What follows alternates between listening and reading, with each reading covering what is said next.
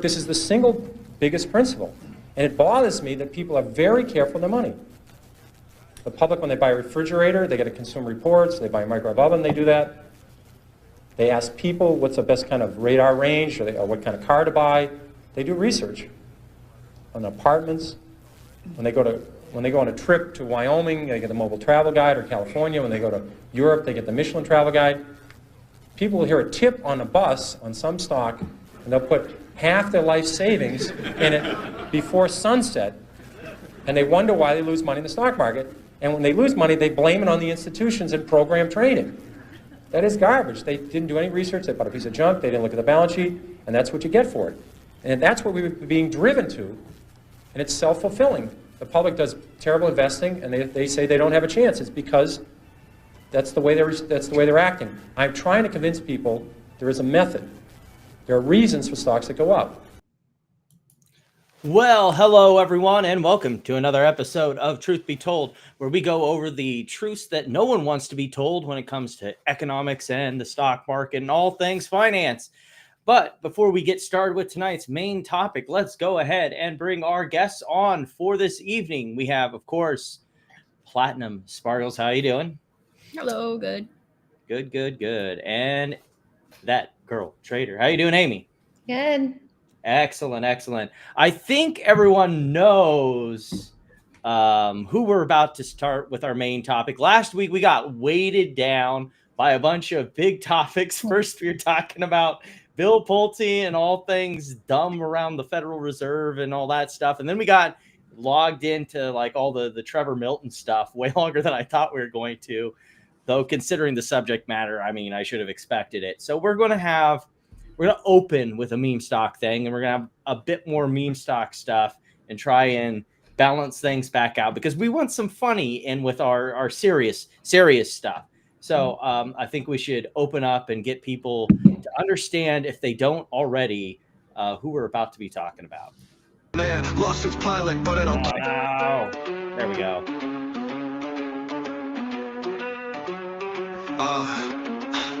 I'm David Michery, the king of the cards, pulling out one of my close skin going on, pretending I'm different investors fall in line, but it's all I can to call is mine. I smile and I lie, puff up the stock, behind the scenes is all a shame I crowd, issuing shares, diluting the lot, it's a dilution machine and I'm the big shot. I'm the CEO, the king of the sea, I'm a greedy fat, lonely crook on Wall Street, reverse splits and lawsuits, it's a part of the show, knowledge just a front and the scam's all I know. Millions lost, thousands scammed, in my empire of lies I'm a man, lawsuits piling, but I don't care, I'm David Michery, the millionaire's nightmare. Yeah, I'm the CEO, king of deceit, I'm a greedy fat, lonely crook on Wall Street, reverse splits and lawsuits, it's a part of the show, loans just for front and the scam's all I know. So before we get into the new lawsuit that is happening, there's been a slight name change for Mullen. When your scam is so scammy, you need to change the name to hide the license plates from everybody. So we've gone from Mullen Automotive to now it's trading as Bollinger as a BINI. I was a little confused when I was seeing people posting the BINI. I was like, what the frick is this? Because I knew about the name change. I didn't know they had decided on a ticker change too. Yeah, that's what I was mentioning last week. And yeah, because I kept seeing people tagging it with Mullen. Mm-hmm. I was like, what the hell is this? And then here we are. Yeah, and what was funny about it is I think it was an intentional choice because I think there's also like some crypto token or something like that uses BINI. So yeah, because I think you guys thought it was like a crypto thing, and I was like, yeah. Well, why are they tagging that? Right? Who the fuck buys Mullen is a good question. I mean, BAM investor, I guess. Yeah, that's the only. That's what I only said. person I know that promotes it anymore. I don't know. Like that's what's confusing about it. One buying, I think. Like, what? Identify a single person who is still a Mullen bull out there. That good luck with that. Even Hey, people who are long Mullen have gotten reverse split into having no Mullen. I know, right? Right. Like wasn't also originally Hindenburg shorted? If I was Hindenburg, I would just keep the short position and just kind of like wait to see how long it took to be I could squeezed never out through reverse listen. I could splits. never get a short because there was never any borrows Same. available Because in they have all the Fidelity. Like warrants, since the right? beginning of what is this, August? Since the beginning of the year, Yeah. literally. Last Because year they I have all the tried. warrants, right? Nah. Well, it's not just the warrants. There's no like how many institutional holders are there of Mullen? Seriously, Oh, Oh, there's honestly. nobody loaning it. Okay, gotcha. Because there's no one else and loaning nobody's it. holding. And there's nobody in Fidelity that actually owns Yeah. it that are long, apparently, because Right. that's where I try to borrow it from. And they're Yeah. like, no dice, not, Not happening. Yeah, so like, Yeah.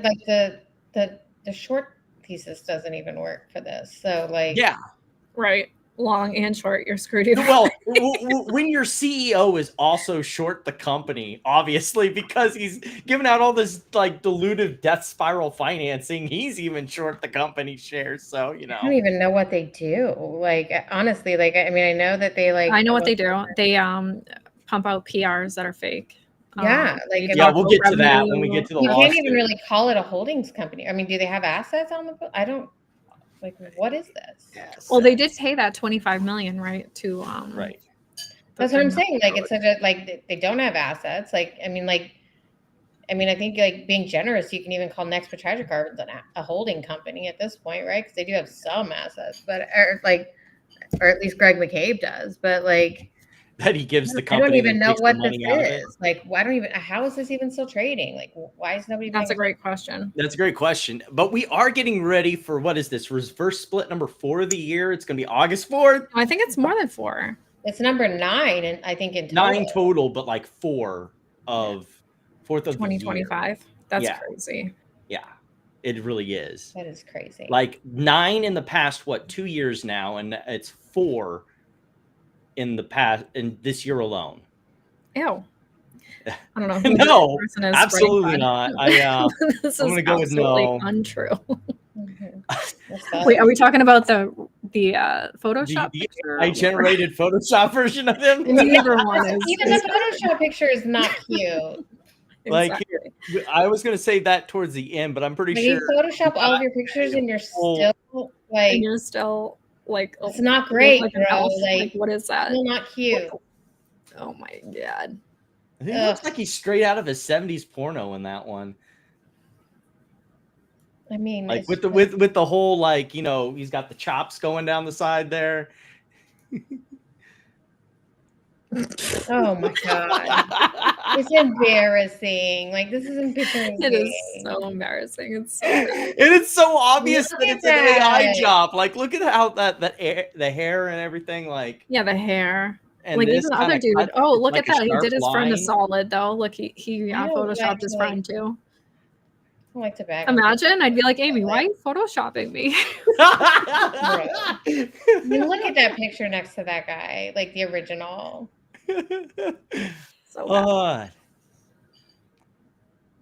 Like, if you're going to touch Like, up your what filter face, is that? What look, filter is that? if you're going to touch up your face, yet not get his shirt loose enough to hide your man boobs, not helping you out any there, bro. Well, that's Yeah. that's the picture I was telling you about. Like he posted the original first, Mhm. and then he deleted it. That's how people got it. Yeah. And so I was like, that wasn't like, and he deleted it and then put that one up, and I was like, I mean, at that point, you just have to leave it, bro. Just own it. Own Yeah, it. you It's just out have to deal with what it Or what it is. Photoshop the rest of it at least. Like, But what are anyway, you doing? So we're on reverse split number 4, as we said, and Just for I know you 25, tried just for this, Amy. 2025. Yeah, just for 2025. Well, and what happened to the new NASDAQ rules that like, if it falls Yeah, fuck under the a rules. dollar, like it's like an immediate suspension. They're like, apparently they're just not. like, yeah, we're not gonna do that. Welcome to Shitco Plus. Nasdaq is. Wait, can we OTC get a Plus. hold of Paul Atkins though? Like, let's do an AMA with Paul Atkins and be Yeah, like, yeah. You already 100. got some connections up there at the SEC, Exactly. right? Next will be Paul Atkins. Hey, sir. Excuse me, sir. What's happening here? Yeah, can we talk about this? Can we talk about What's up with Mullen / BINI? I mean, maybe at this point they're just like nobody's long or short it, so just like fucking forget it. Yeah. Who cares? Well, So, just kick it off. I know Let it you said. trade. I know you've said, Platinum, that this trick doesn't work. Like, It doesn't. Doesn't work. Me and It didn't work for me. Yeah, so I was trying to do the reverse split shitco arbitrage and get my $1. Explain that to us.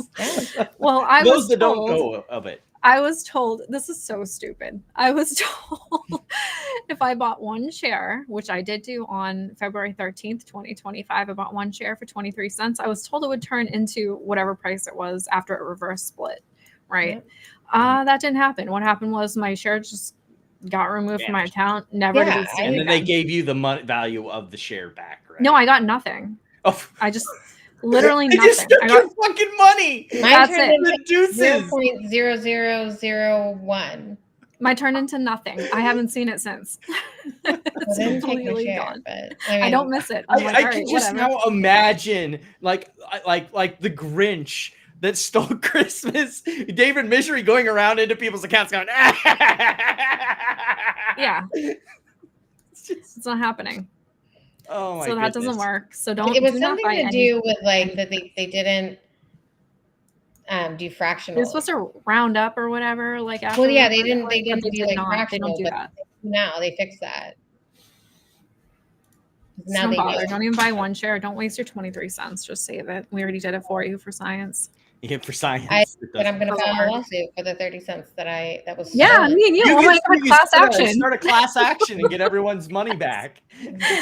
I am similarly situated. I have also lost 23 cents. Amy, on behalf of herself and those similarly situated. Yes, like me. You're going to be the lead plaintiff.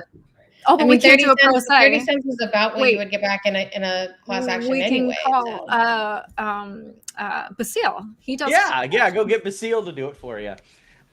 Speaking of people doing lawsuits on behalf of themselves and those similarly situated, we have an amended complaint in. Notice that it says Mullen Automotive Securities Litigation 2 because there was an original one for the class period from 2020 to 2022 that was later settled.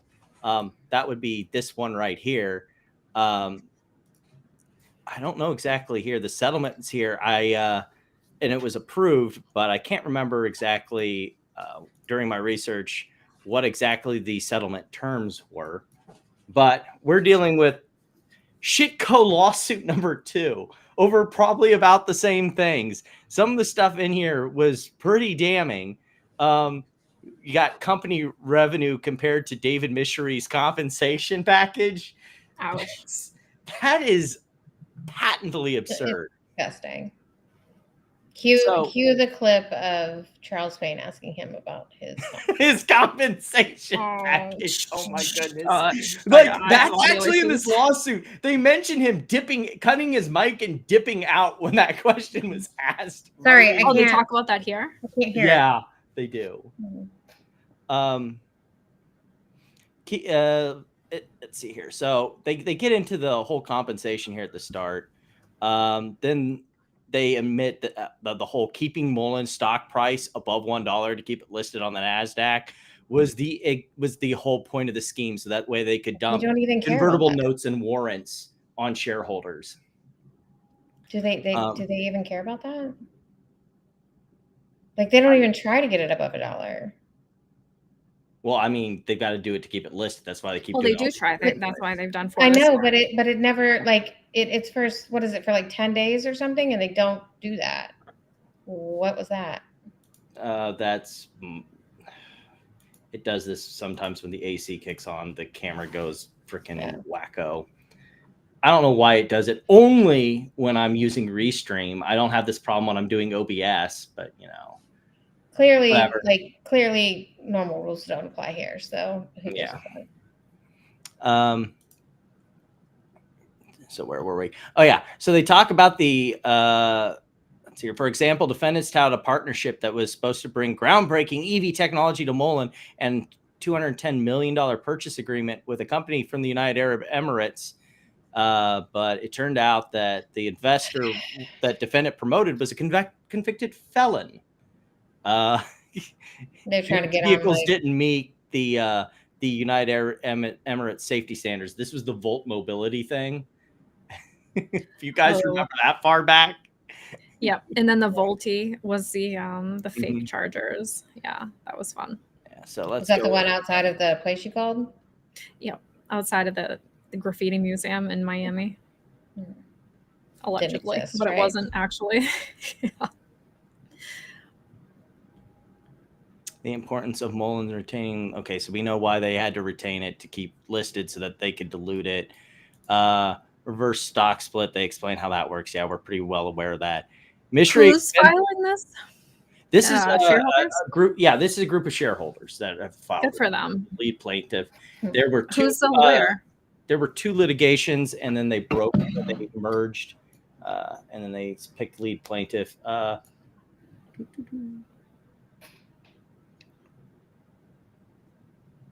Silverman. Okay, so they have a real lawyer, so that's good. Yeah.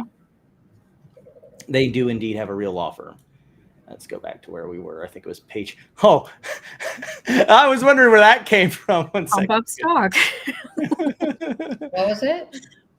Pump up stock. So it dividend was. stock, It reverse was this split. here. One Probably second. something like that. Oh, it's like a chart of the. It's scheme. this. Let's see. Sell warrants and convertible notes. Mullen stock price falls. Affect reverse stock price. Pump up. Oh my God, that could be for lots of stocks actually. Could be a lot of shit goes we're talking about, right? Yeah. A Like lot of Torch, different or- companies. Yeah. Did But yeah. Torch reverse split? With misleading announcements. Did Torch reverse split? That's a good question. I don't even know if they ever Probably did. something that's passed at least once, I think. Did they? I can't remember. Well, they had got like a delisting notice, and then they pulled some, like, oh, the shorts are distorting, blah blah blah. Oh, yeah. So this is again the chart where we're not just looking at revenue, but then the cost of revenue, loss in operations, net loss, and then Michery's compensation again. Oh yeah, here we go.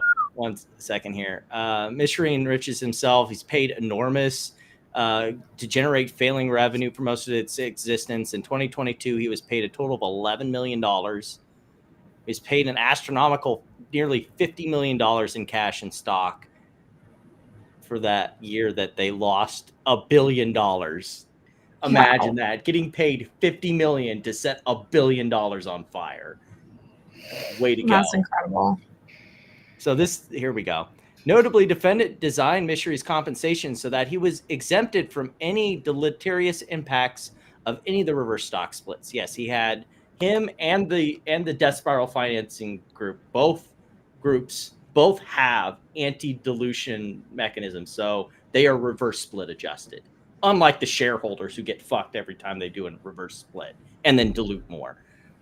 In addition to his salary, Mullen reimbursed Michery $500,000 in expenses each year. They're going to get into some of that stuff, like his fucking fancy car collection that they pay for the expenses for repairs on, his daughter getting a stipend from the company, other shit like that I wasn't even aware of. So fun times. Way to go, David. Really cashing in. In a Fox News interview on August 31st, 2023, here we go. Michery was confronted about his compensation with with the interviewer asking Michery, David, let me get back down to the company. A lot of concerns about your salary, the losses. I went through last quarter. One thing that jumped out at me on general administrative spending was 31 million.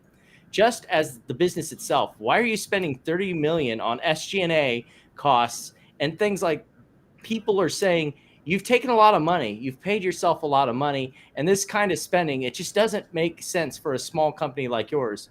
In response, David prevaricated before his audio conveniently cut out, stating, well, in relation to, let me say, compensation, whatever compensation that was awarded me in my employment contract, our compensation was pursuant to awards were given.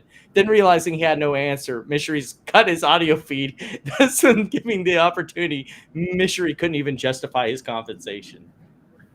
Well, I have a good meme for that. Do you want to see it real quick? sure.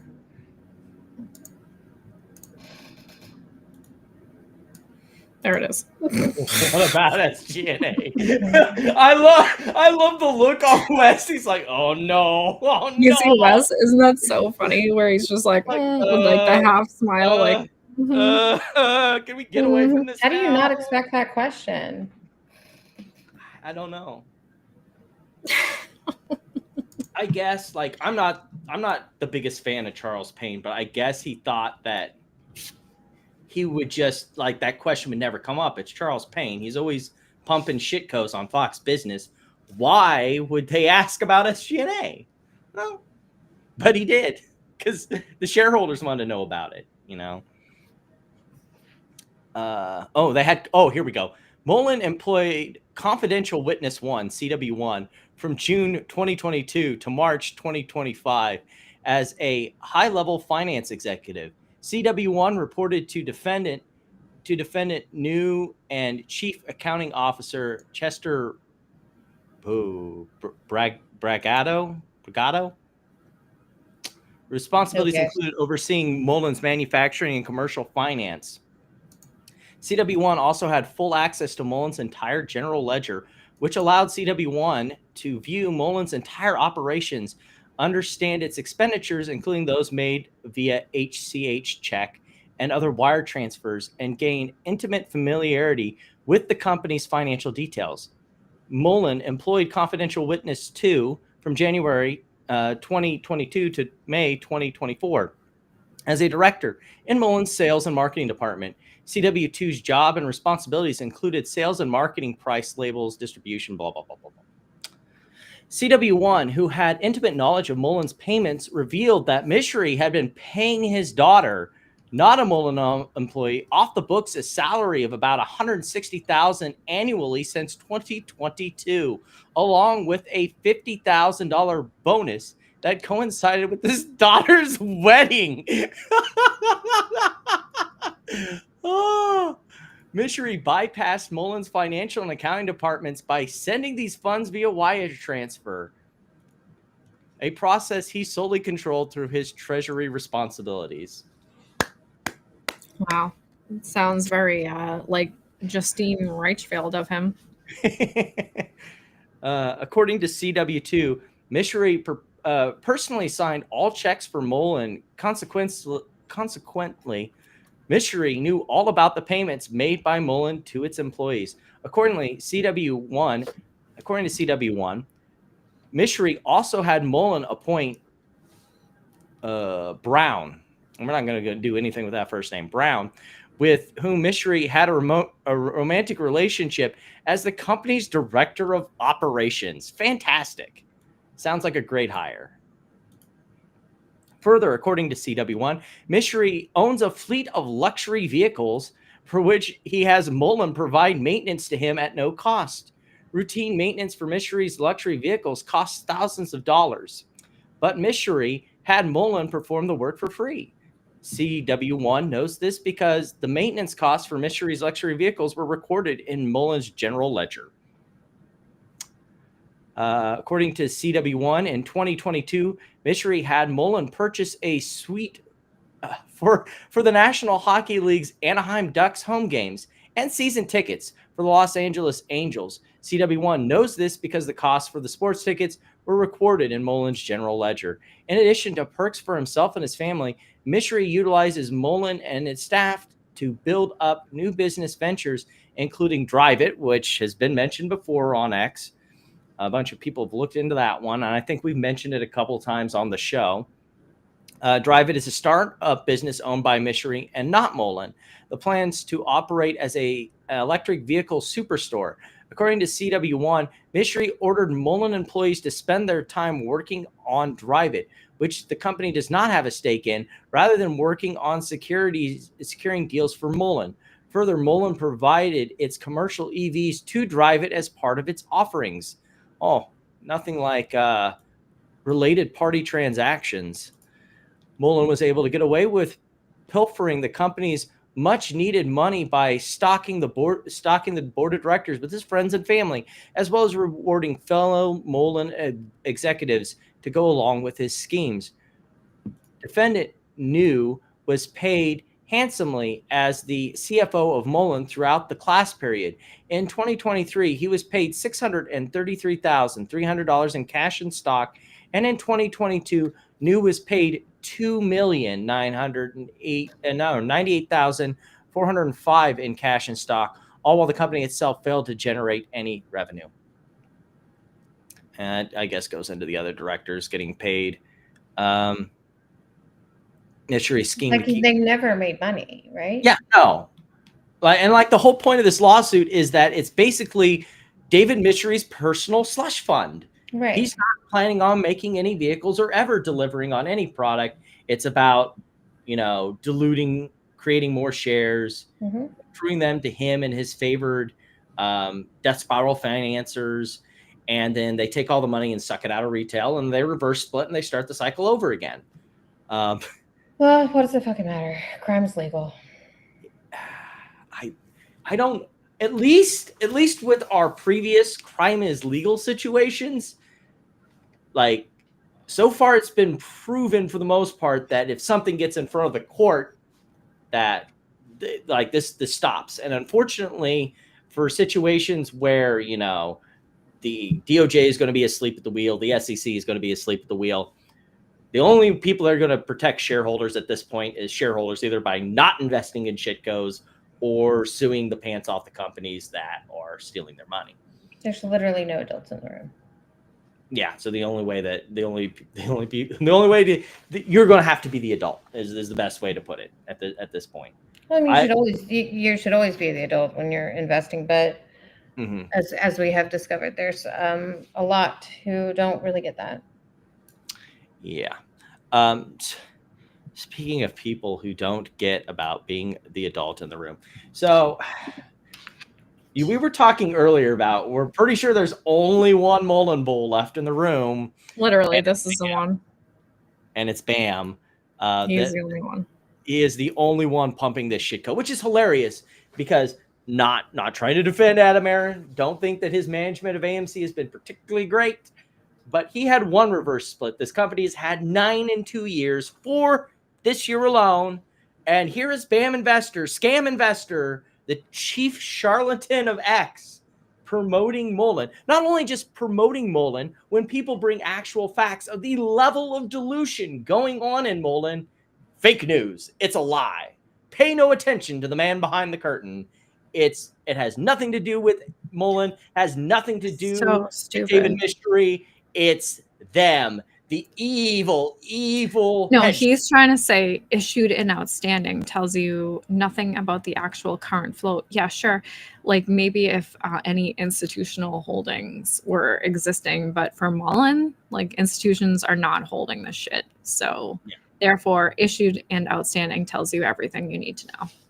Yeah, especially like when you go and you look at these charts of the amount of dilution from the death spiral financing, like that was in the video. That was one of the charts I had in the video. Was I think this one crazy? Like between insane June at the bottom of the chart there, June, and now this company has gone from a little under 1,300,000 shares to 6xing that amount. Like that's insane. Like it is like the second day of August. That's so crazy. 2 months. Not even. And they basically 5 or 6x the float. That's crazy. I don't know how anyone could potentially defend what the fuck is going on here in this entire company. So basically, like if you had one because share, nobody knows what the fuck is going on. If you had even 1 million shares, like then after all these reverse splits, you maybe have 1 share. It's like you don't. It's just crazy. Like here it is again. They went from 750,000 shares on the 2nd, then to 10 million on the 24th, and by the time we got to the 22nd of July, they had 237 million. And then 383 million on 7/28.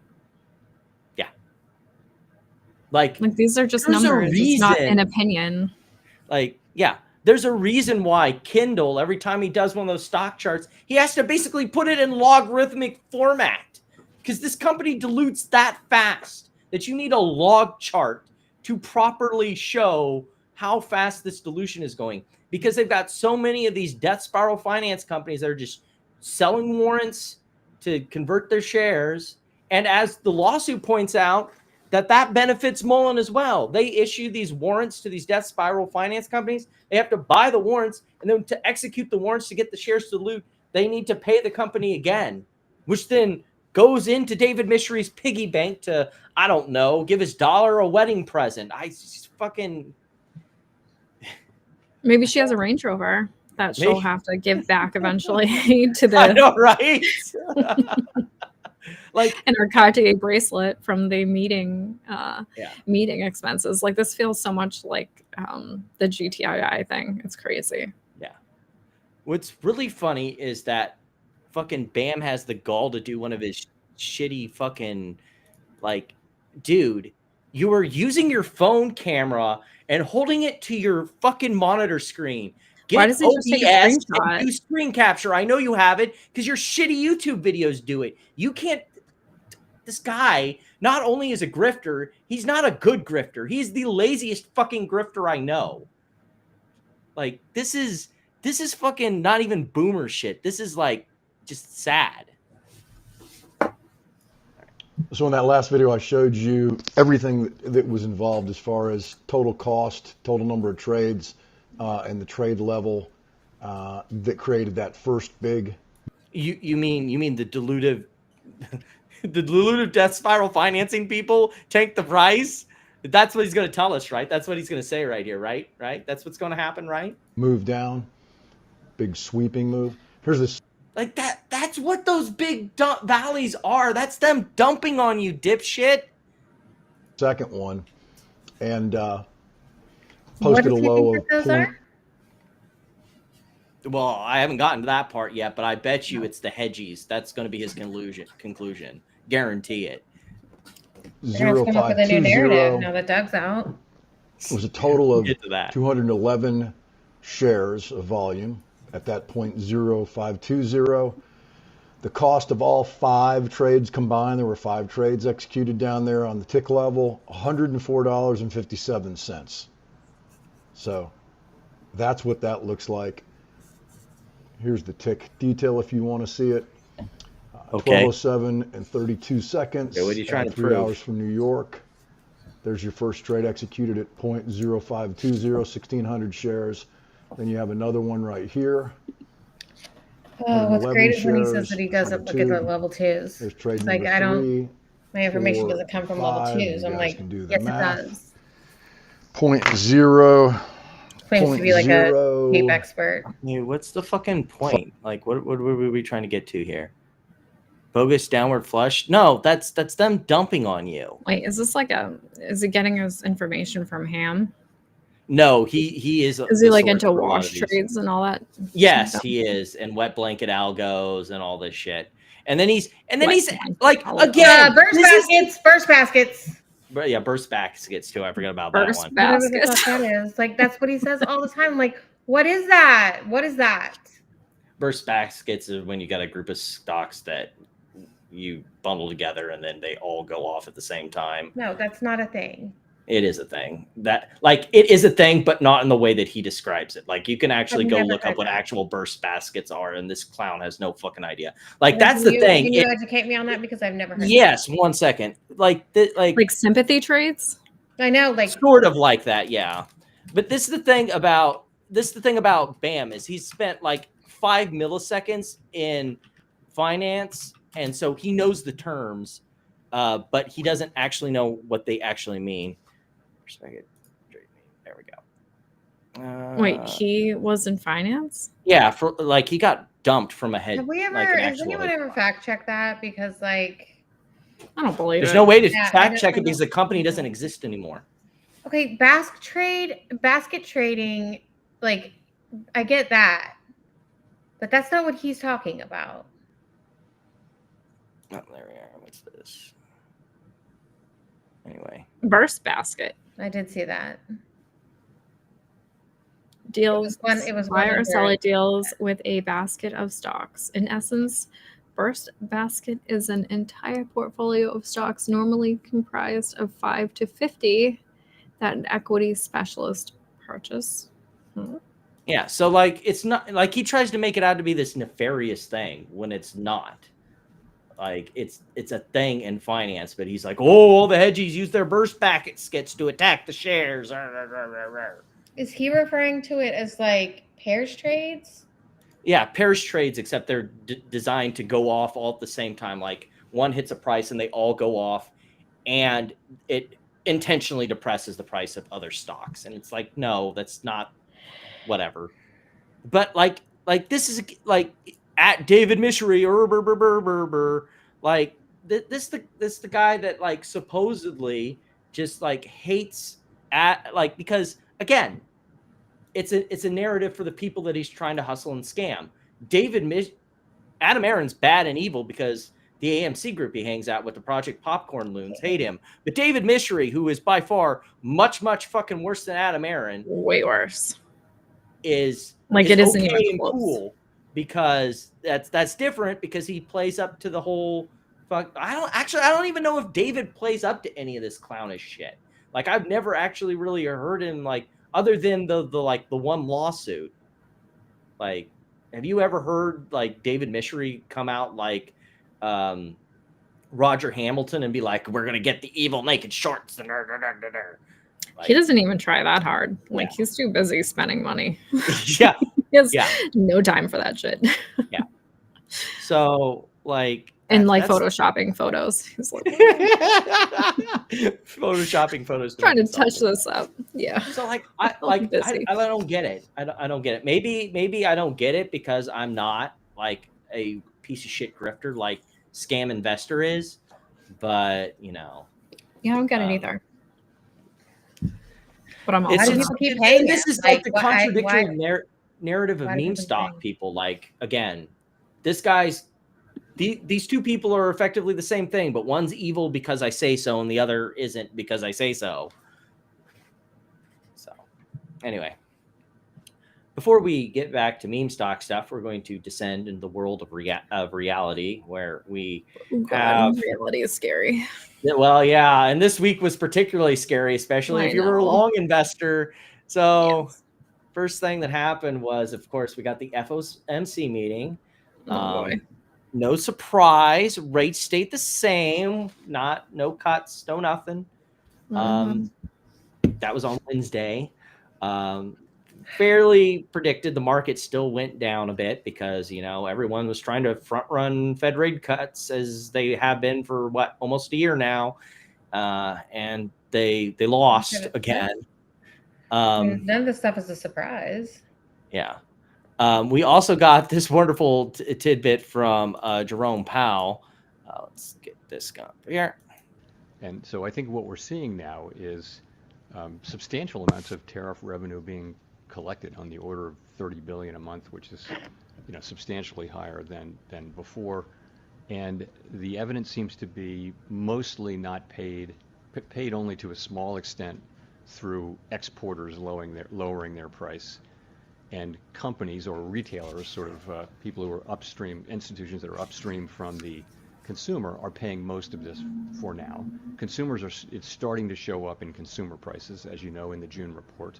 We expect to see more of that. And we know from surveys that companies feel that they have every intention of putting this through to the consumer, but you know, the truth is they may not be able to in many cases. So I think we're just going to have to watch and learn empirically how much of this and over what period of time. I think we've learned that the process will probably be slower than expected at the beginning, but we never expected it to be fast. We think we have a long way to go to really understand exactly how it will be. While I get the next thank you up, that's basically what we said last week, that, you know, so far right now, businesses are handling it by compressing margins, but they can only do that for so long until it's going to have to get dumped onto consumers. And consumers are either going to make the choice of they'll eat the price or they'll just shop less. Both are bad. And I think that's kind of what's happening now. Is like, well, I mean, I guess it remains to be seen. Yeah. It changes every day anyway. So, and then like Right. I saw something today that said like, he's saying that like there's deals being made, and then people are checking with like I think it was North Korea. They were like, no, there's no deals being made here. Yeah. So I And mean, we'll get to you that in a don't know sec. what's true and what's not. Right. And the That problem was like Japan. No, Kyle, nobody's bagging on J Pal here. Nobody. No. Jerome Powell is the only adult in the room. It's pretty much what we've agreed here. Like, and I'm a person who thinks that the economy is weakening and we'll eventually get to rate cuts. But Donald Trump wants a 300 basis point rate cut down to 1%. You fucking kidding me? It's absurd. It's absolutely absurd. Like maybe you didn't do the tariffs, sure, because that's just going to cause more inflation. And then like the job, are you going to talk about the job numbers? We're going to get to the jobs report. We haven't gotten all the way through the Fed meeting. Spoiler stuff. alert. I'm trying to it's all connected. I know it's really hard to be like, wait, no, we haven't gotten to that section yet. Okay, yeah, because that would be okay. I'll wait. That's the point that we've been talking about is like the reason it was a small uptick in inflation that we saw from the reports that we saw the past 2 weeks was because so far businesses are absorbing it. But you're going to get to a point where the margins are going to be so compressed that they have to push it onto the consumer, or they run out of inventory that they've pre-bought up, and the price there's nothing they can do about it. So they will push it to the consumer, and if they don't, they're just the next way you save money is by firing people, which will lead into the whole jobs report. Then we got out of the Fed meeting. And everyone had a take. Hey, Amy, you've been going after James a lot, I see. But this one was talking about how he was talking about how the didn't Fed they go through on August 1st? Politicized. Some of them did. But you pointed out that the reason why the Fed's targets keep moving is the tariffs continue to be a fucking moving target. Yep. Right. They went from being in April and then the market tanked. And then he was like 90 deals in 90 days.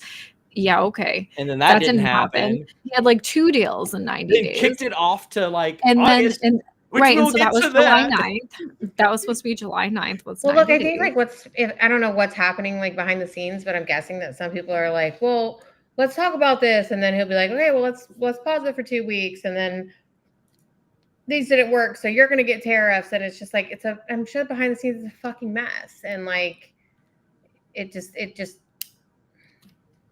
the constant like back and forth and change and like, what is the Fed supposed to do? Like this like hot potato game that he's playing. Like, what are you supposed to do? Like, who do you believe? Well, obviously there was not 90 deals in 90 days, so we can know who to not believe. There's been like 2. Right. And one happened like right out of the gate with Vietnam. Only one that's been confirmed 100% is the UK one. And we'll get to all the Vietnam deals and what status they're at right now in a bit here. But we got someone who is willing to say the quiet part out loud about how the administration and establishment Republicans feel about Jerome Powell. America is undergoing a fundamental restructuring, as is the international trade environment, in a way which is going to be a great boom. The only problem right now is Jay Powell, and shame on him. I mean, he should resign. He should. I mean, the failure. I mean, if he were in Japan, like he'd be down on his knees begging forgiveness of the emperor. Because I'm glad we got that right out the gate. However, Trump is the emperor, and you will bow down and fucking do as he says, peasant. Well, that's like the one, like they're all celebrating that one governor who resigned, right? And saying, corruption evil. You can find my tweet where I was like, you're posting literal corruption. Like, if you read her letter, like I have it. Do you want me to read her resignation go right ahead. letter? Her resignation is not that long, but like you can tell from the language that she's using that this is, she's either, obviously she's witnessing what's happening, with the witch hunt of Jerome Powell and, the constant, pressure and shit on them. So it's either that she was like, look, I'm not going to get dragged into this, or she's like, the independence of the Fed is being threatened here, and I don't want to be a part of this. Like, I'll just go back to my job being a professor, and like, this isn't what I signed up for, type of thing, right? So like that's corruption. You're like, what they are doing to these Fed governors, to Jerome Powell, to get control of the Fed, which is an independent body, which, like, the independence of the Fed is paramount to, I think, our country. And like, what they are doing is literal corruption. And so like, this guy is saying how the president is taking over the Fed or taking control of the Fed, and, you know, corruption and evil will not be tolerated. And I'm like, what you're posting is corruption. But so she says, here's her letter. She said, I'm writing to notify you that I'm resigning from my position as governor of the Federal Reserve Board effective August 8th, 2025. She also didn't show up for this vote. Because again, I think it's like, do you want to be, you know, subject to these people, like, doing this? Do you want to be a part of that? Like, do you want your family or your, you know, character being attacked by these people? No, probably not.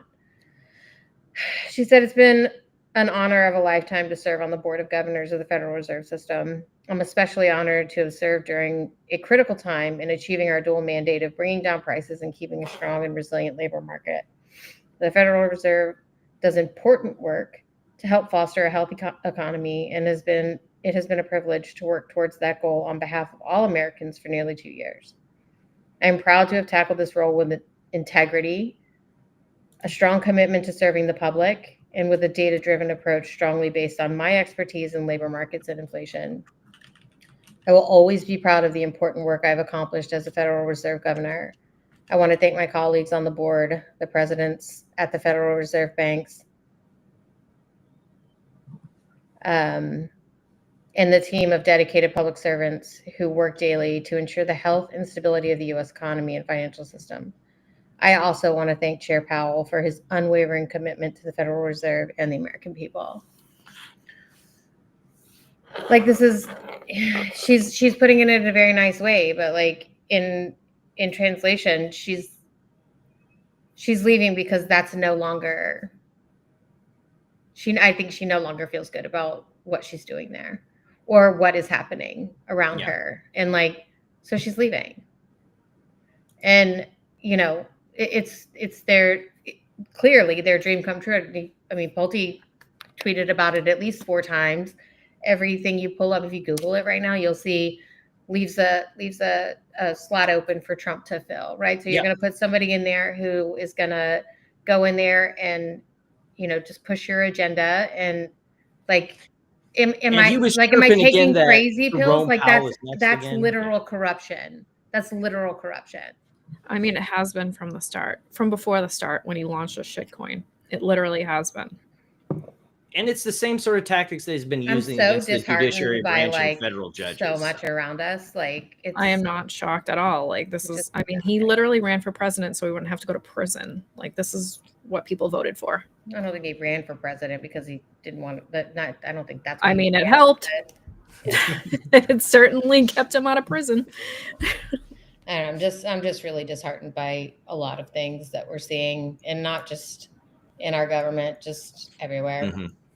Yeah. It's really like raising kids in this environment, and like, I know, right? My kids are like smarter than people, all these like adults everywhere. It's actually, well, yeah, and just like speaking of adults that your children are probably smarter than, last big thing on the whole thing, but welcome to the All In Podcast, or the All Stupid Podcast, as I like to call it. What's your take on this? The GDP boomed in, 3%, which is pretty great. But is that problem? No, the problem that Jerome Powell has is that he's trying to smooth it because it allows him to justify his political decision. Okay. But the reason why you have to segregate Q1 and Q2, Q1 was before tariffs and Q2 was after tariffs. So I think you have to segregate these two things. And if you look at the run rate from Q2, what you're probably going to see in Q3 and beyond is more similar to Q2, which is to say a large surplus, good GDP expansion, and moderating inflation. So why does the Fed not cut? Because at this point, not cutting is the only thing that you can do to slow the Trump administration down going into the midterms. Hey, how many of these stupid motherfuckers are going to learn that if their dumbass fucking narrative that the economy is healthy and doing just fine, that it is true, that you don't cut rates. Rates are interest rates for the government are growth and inflation expectations. So, like, if that's the case and the economy's growing, then shut the fuck up. Like, what part of Econ 101, something that Chamath over here should know about, is not clicking for you, buddy? What part of it is not fucking clicking for you? I don't know. Let's see here. The last thing on the whole Fed stuff, of course, you know, we were talking about the big expensive renovations going on at the Fed buildings, but then of course we've got a new $200 million gold-plated fucking ballroom for the White House for Donald Trump. So. Oh my gush! And it's the Qatar plane. Like, so I looked up some of the stuff. Too. $934 million. Yeah. Yeah. Like, okay. Yeah. Did you see the Rose Garden? How they And that's not like private donor or anything like that money. That's like the no, that's debt. taxpayer money. That's taxpayer money. Yeah. So yeah, again, also Chamath getting And his the Fed talking stuff point. isn't even taxpayer money. Yeah. It's their money. It's their income. Yeah. And of course we got, you know, Chamath getting his talking points from the president, who is also economically illiterate. So one thing to keep in mind. That's correct. Higher GDP means higher interest rates. I know. Can we please get to the jobs numbers though, and how stupid Okay. it is? Okay. Okay. Please. Well, first we got to get through tariffs. So okay. Okay. So the EU deal that happened. Well, it turns out that the EU chair can't give out the $600 billion because you need, you know, approval from all the constituent nations to do that. So that deal's on ice. Then we got the South Korean deal, which was about the same thing, 15% tariffs and a bunch of, you know, investment into the U.S. For energy and buying energy and infrastructure.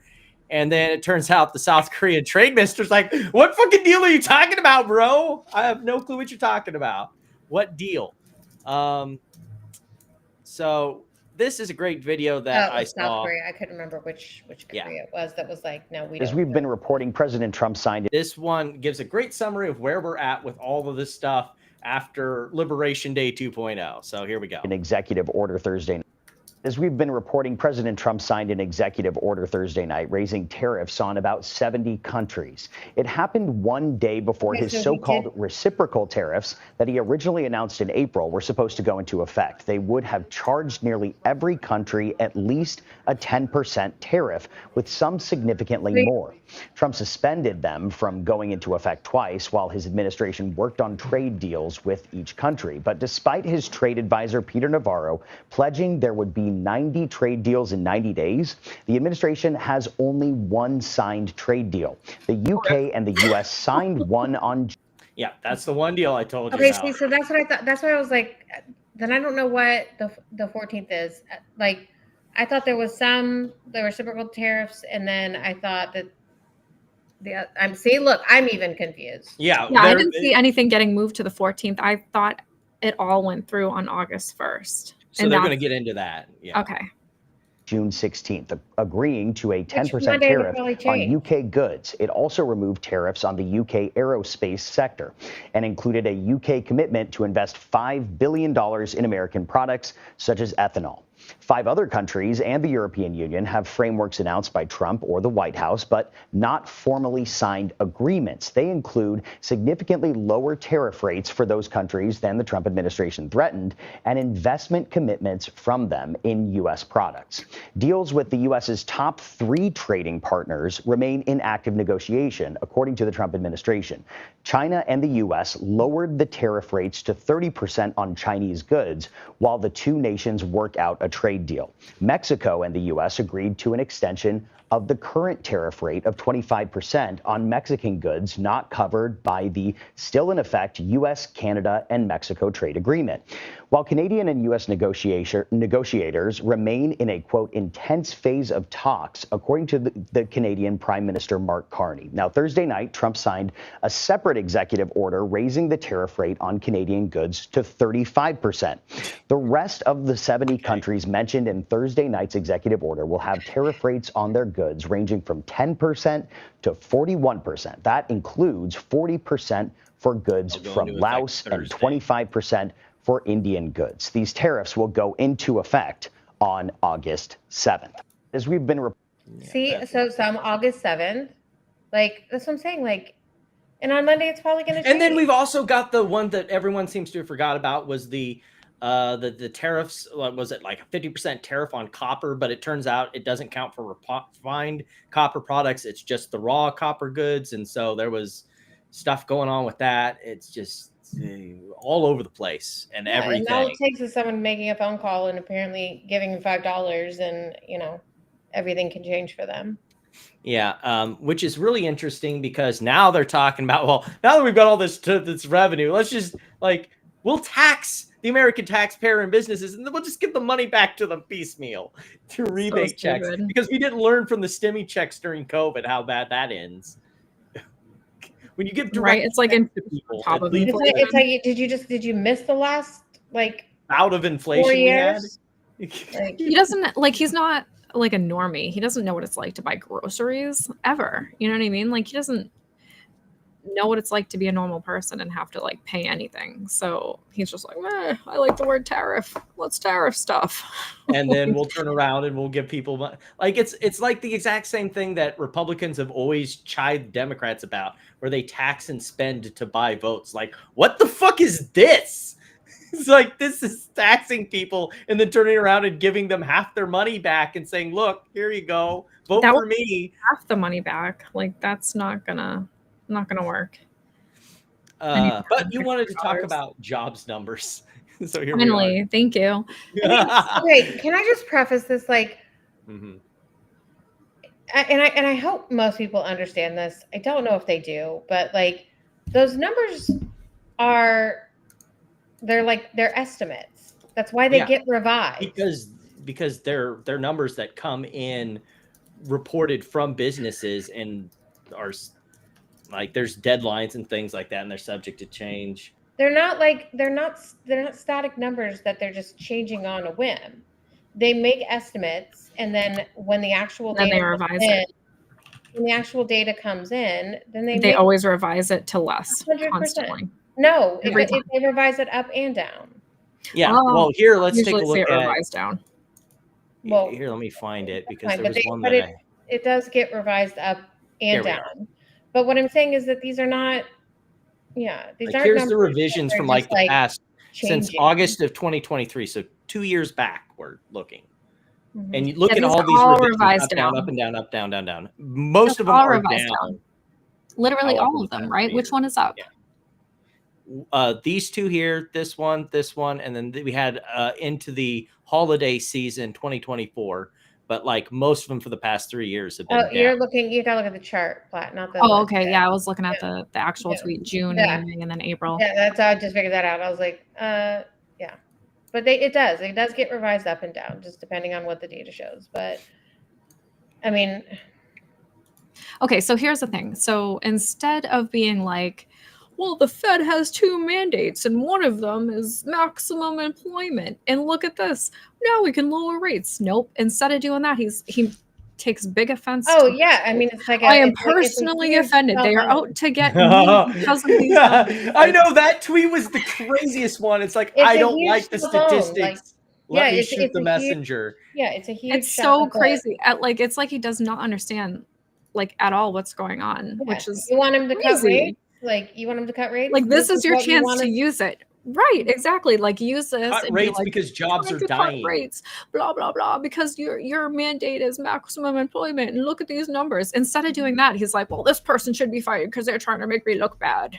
Like, holy the shit. That's because unemployment what rate- it's all but the about. It's like you unemployment can't rate- offend the dear leader. The unemployment rate is still, what is it, 4.2? Like for like the sweet spot for the Fed is like 4.4. Yeah, I don't give much credence to the. Like in I know the most- I Fed don't know. does, but like. Right, but like I don't know, like when it comes to, It's I not think, even. But what I'm saying is that it's not even above their like their sort of sweet spot target. So like I don't think that that's going to stress them out. I just look at job like employment participation, the participation of active people who could be employed. Past 3 months, it went down. Well, I can tell you that like I have a couple of clients who have recently been laid off and like actively looking for a job, and they're saying it's difficult. It's a difficult. it's hard to market. find a job right now. Yeah. Like it is so hard to find a Yeah. job. Coming from multiple people that I know are saying that it's ridiculously hard Right. right now. Like It's here, way you harder can than look it used at to be. like labor force participation, 3 months, boom, boom, boom, down, down, down. Yeah.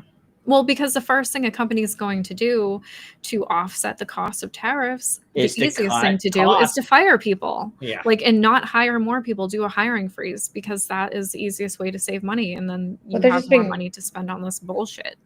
They're being really particular. Like I have one client who's actually been interviewing for a job, and this job's been open for like 5 years. And like when she was talking, they were like, we just were waiting for the right person.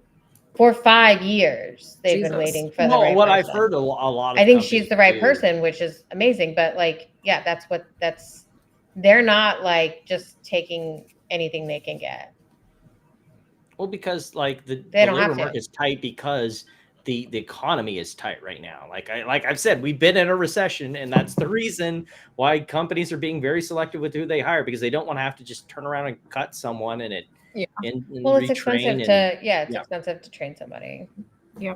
One thing I will notice that, speaking of our going back to our tariffs almost a little bit, this is default rates from Junk Bond Investor based on companies' EBITDA, and it's broken down into segments based on EBITDA. You got your small companies that make under 25 million in EBITDA, then you have your 25 to 50 million, and then your 50 million or more in EBITDA. Now, if you look at the middle and the larger companies by EBITDA, their default rates are going down. But for the smaller companies, they're actually ticking back up, because where does tariffs hit the hardest when you're squeezing margins? The companies that can't afford the tightening on their margins. All the The pores. smaller companies. Yep. Small businesses. Yeah, it's small businesses because Yep. and it's hardest for like the bigger companies can raise prices and sort of with impunity, and like a small business is like you risk losing customers, which you can't really afford. And so like it's difficult for small businesses to raise prices. Another thing that we didn't go So over. they get snuffed out. Like I've seen it happen so many times. Mm-hmm. Another thing I didn't go over when we were talking about the GDP stuff, but a lot of the things that people were saying is that the GDP number going back up to 3% kind of is hidden by the fact that we've had a decrease in imports and an increase in exports. So like that's like GDP isn't a perfect number. There's ways to game the system. And if, because you get counter tariffs that the exports go down, or, imports don't go down by the same 30% they went down this month, then you're going to see GDP normalize back down to the shitty number it was from the month prior, which was a negative, 0.2 or 3%, I think it was, in GDP. So like, you got to read more than just the headline number. You got to read why you get the headline number too. I just want to bring this up because this was an interesting, I have seen Truflation come up a couple times, but they are also reporting that a little below. But I don't know why everybody's like freaking out. I mean, like the market's been, I mean, maybe not to the percentages it is now, but everyone kind of knew that he's going to cut rates in September. Like, yeah. Well, we'll see, right? Because now with the inflation actually going through, we'll I mean, I still feel like it's not going to show up in September, right? It's going to show up like at least 3 months from now. Looking at the jobs, and then they're going to have to raise rates. Like, this is so stupid. Well, and that's what Powell's trying to avoid is like raise, cut, raise, cut, raise, cut. Like, you know, that's why the pressure campaign is fucking stupid. But so stupid. And, you know, looking at the jobs reports, I know a couple months back when this whole terror thing started, we were talking about the Apollo Global, their research arm, talking about, you know, it was going to be late summer when you'd start seeing the pain from all these tariffs, and look at those jobs dropping, look at the inflation that's sticking up. It's August now. Isn't that kind of late summer moving into fall? Well, it seems like they were kind of right. Well, that would be like if they had gone all into effect in April too. Like, I mean, they kind of put it off for 3 months at least, or and whatever, you're still 4 months now. Like it's muted, but you're still seeing the effects anyway. Right. It's going to be worse in 3 months from now. I mean, and like that, Powell needs to put his ego aside. Like, I think Powell is the least egotistical one. Yeah. Everyone talking. Like, right. I feel like he does not take things personally. Like, he really goes by the numbers, and he's not like, you guys are saying these numbers to hurt my feelings. Like, what? Like, that's what's really weird. It's like you can disagree or agree with Fed policy, but I think it's kind of funny that people take it like personally. Yeah. Next 3 months will be a lot of fun. And by fun, it's you mean hurt. I hurt myself today to see if I still feel.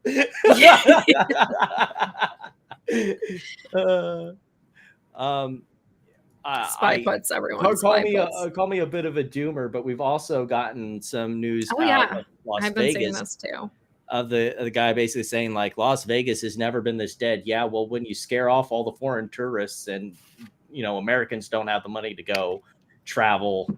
Also, it's hot as fuck. So yeah, it's hot. Yeah, it is hot. Yeah, it's like, I mean, hot. Like, it's real hot. But this is peak vacation season though too. For Vegas. Well, just in general, because usually kids have spring breaks, so the parents and the kids go off somewhere. Not to Vegas. You take your kids to Vegas. Well, I mean, it depends, because there are some amusement attractions besides the casino. You could go to the Meow Wolf there. I hear that one's pretty fun. On the continuing deflationary front, we also have the continuing downturn of oil development. Jeff Davies has been tracking all of that. What did they say? Like oil, what was it?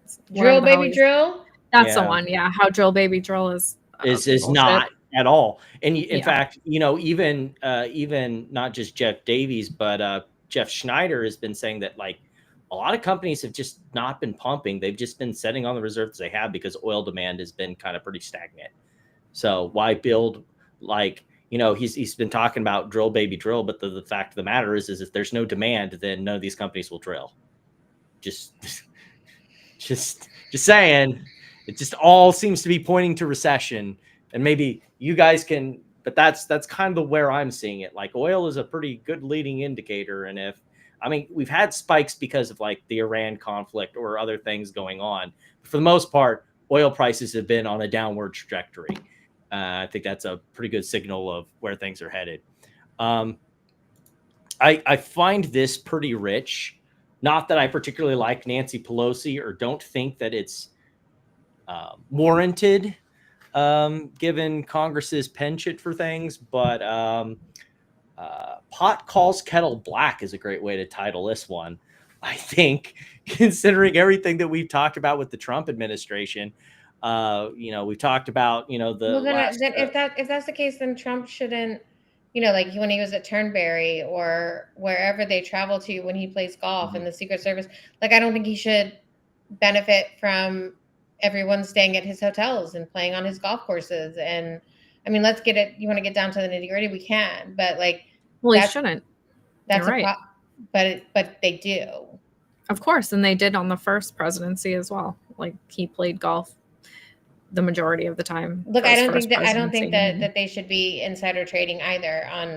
I mean, they have a tactical advantage, and I agree. don't think that's They right. should do index funds. Like if they can't make money off index funds, like we're all fucked, right? Like why are they buying individual stocks? Not only are they buying individual stocks, but they're also buying shit coins now. Legit. I want to see those reports. Yeah, Oh, I mean, they really are. you've got Eric Trump Oh my posting. God. I'll say this again: buy every dip or whatever. And like, I just think that the whole thing, like all of it, is gross. I think all of these people, like and that's the problem is Congress is like that's making money off of the stock market. Everyone who's just like enriching themselves is like, I think it's all wrong. The accountability talk. Like we can all agree all of it's slimy, but the accountability talk on the Hill seems to be only one direction. They need to fix. It's like, how about all of you fix? Right. They're never going to, unless we do some sort of like term limit thing, they're never going to vote to not be able to trade individual stocks. It's just not going to happen. We did have something about that. Senator Josh Hawley, who's one of the younger Republicans, tried to pass something through and got his ears chomped off. That's what I mean. Like it has to be somebody who's new because like I just said, like there needs to be term limits because these people are just in office for life and are able to just do whatever they want. Like there's no chance they're going to be like, oh yeah, let's vote to like not be able to make, multi-millions. Like, no, it's not happening. We make it very unattractive for people to step up to the plate and run for office or potentially serve in office. I tried. It's not supposed to be attractive. It's supposed to be a public service.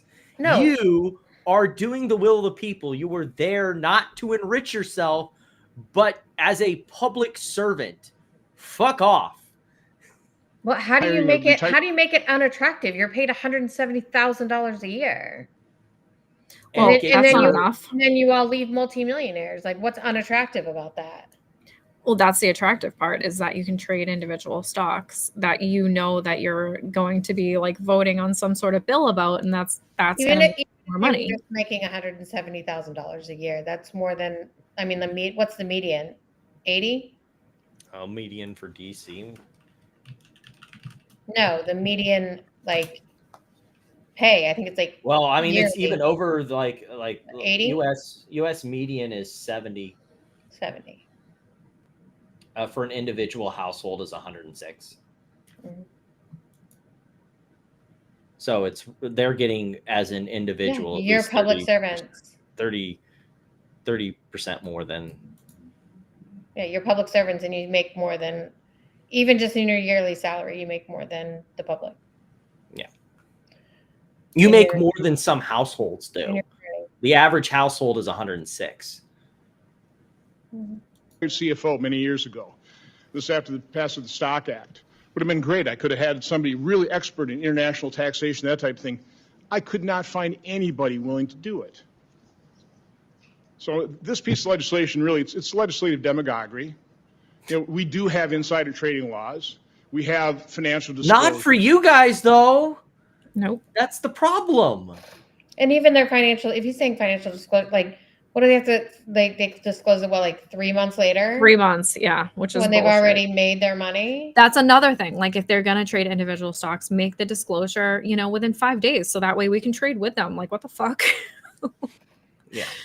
What's 3 months going to do? You can almost see it now. You can almost see it in some of these stocks. There are people who literally just watch for strange when Nancy Pelosi's trading big moves in a stock or one of these sort of headliner stocks, and they're then the next day or 2 days later news will drop and they're like, well, that makes sense. Yeah. Right. That isn't the only thing. We've got some new bouts. We got some people getting the cheap version of the Trevor Milton get out of jail free card, or in this case, get out of a $47 million judgment card. For only 10K. Like, sign me up for that fucking deal. Yeah, Trevor 10K to get out of a $47 million judgment. Trevor Milton had to pay 1.8 million? Yeah. Yeah, but then he got out of having to pay, how much was it? Like 700 million? 661 million is what Yeah, they that's a were pretty good trying deal. to get for investors. Yeah. Then, of course, we've got this one. I'm not going to play the video, but I will go over it. A very interesting one that I saw. A piece of legislation that's being done by TKO seems to be chiefly supporting this being pushed through Congress, change to the boxing rules. TKO, if you don't know, is the shell company that owns the WWE and the UFC. What they're trying to push for is reform to the boxing industry to make it more like UFC, where if you have all the in-house stuff that the UFC does, which most boxing organizations don't, and then you can basically be a special boxing company that gets to skirt some of the regulations that normal companies in the boxing industry have to abide by, and basically allows them to centralize boxing like they have centralized UFC and basically fuck over the fighters. Awesome.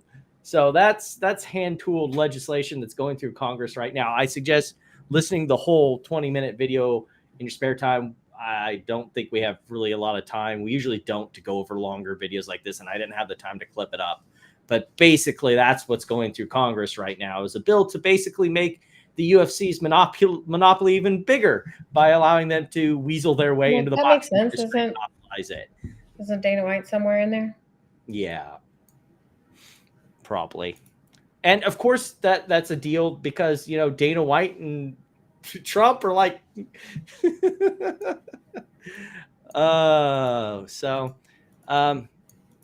we got getting through most of the stuff here pretty quickly on the news front. We do. So did you guys get to read this article by chance? Imagine how embarrassing it would be to be called an attack dog. I still think that this was weaker. It was still not the article I would have liked, but it's been better than most of the other articles we've seen. So I just like that they put Plute in there. I know they did. Box. Where was it here? Wait, they were and they gave a shout out to Meltdown. We got a little shout out, yeah. Plute. As it's become clear that there would be, what is it? Hold on, where did he say? He said Pulte amassed his share of dedicated online haters who mocked him as Plute. That's not what First of all, we didn't. Nobody made that up. Meltdown didn't make that up. We didn't make that up. Andrew Tate called him Plute first. No, it was no. It was an AMC. Somebody else that did called first. him Plute first before somebody Andrew else did Tate first, but Plute. then this is Andrew the Tate lore. called him Plute. This is the deep lore. Everyone needs to know. No, I know. So I know what happened before, like once before that, but like, oh my goodness, one of their links dropped directly on top of me. Like if you click the fraud, yeah, you can click the links. Boom! A good time. Hey, look, there's me. What is it? What did it say? Fraud and what? Fraud I also clicked all the links that was in that article because I wanted to see where they were getting their information. But yeah, they hate that. They did. Meltdown is the greatest enemy. And then, of course, it talks about his slush fund to Trump and other.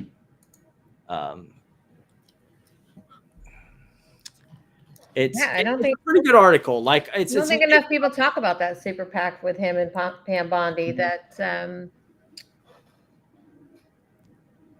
You know, like I don't think there'll be an article that's good enough for me, but considering some of the like milquetoast, even semi-flattering stuff that he's gotten, that he's called hit pieces. Speaking of which, have we seen that new article that was supposed to be the newest hit piece on him? No, was it the Washington Post that was supposed to be writing like it? There were supposed to be 3 different ones. It was like the Washington Post, Wall Street Journal, and one other, I think. I thought the Wall Street Journal already did one. Well, he made it sound like that they were all working on a co-authored thing. I gotta get my charger. Whatever. Who knows? So yeah, it's oh shoot, did I close something I didn't want to close? I bet I did. So while I'm fumbling around through that, so like they did pretty good investigative work when you go down into it. But also what came out this week, do you guys know what else came out this week that had to deal with good old Billy Boy? No idea. Let me see if I can find it here because it's probably buried all the way at the, like there's been so much stuff that's been going on this week that's just been like kind of a little on the tiresome side to keep up with. No, they did call him like tiny The Trump earnings, or small the Trump or earnings. something, which is so funny because they left out the part where we called him tiny plute. Well, and all the memes of tiny plute. But are you talking about the earnings? Yes, I am talking about the earnings. I finally found it. So we got earnings for Fannie and Freddie. This is your company on plute.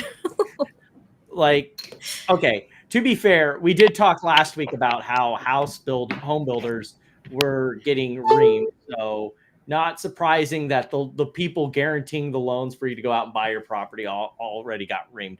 But if Bill Pulte is going to take credit for shit that happened at Fannie and Freddie before he was even appointed to the office or a twinkle in Donald Trump's eye, I'm going to make fun of him for his company being down, that he inserted himself onto the chair as the chairman of the board for both companies. So FNMA, which is that one Fannie or Freddie? I can't remember which ones. I think that's Fannie.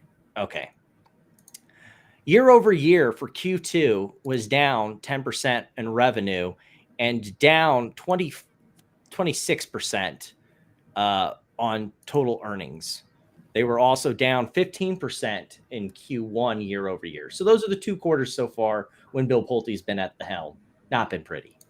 It was a little better at Fannie Mae, where they actually had Freddie Mac. One.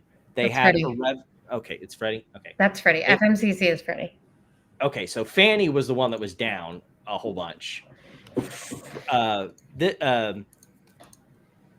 Then they had a bit of a revenue bump Q1, but they immediately lost it and then some for Q2. I didn't get the percentages on it, but they also had a small bump on the earnings side, but they had a pretty big loss for Q2. So nothing will escape if the housing market decides to tumble.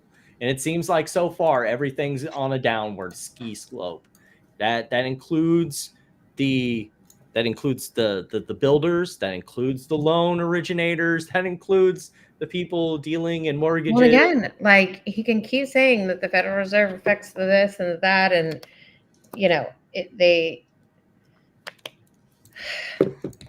builders are buying down interest rates. That's not the problem here. Yeah, that's not what's happening in the housing market.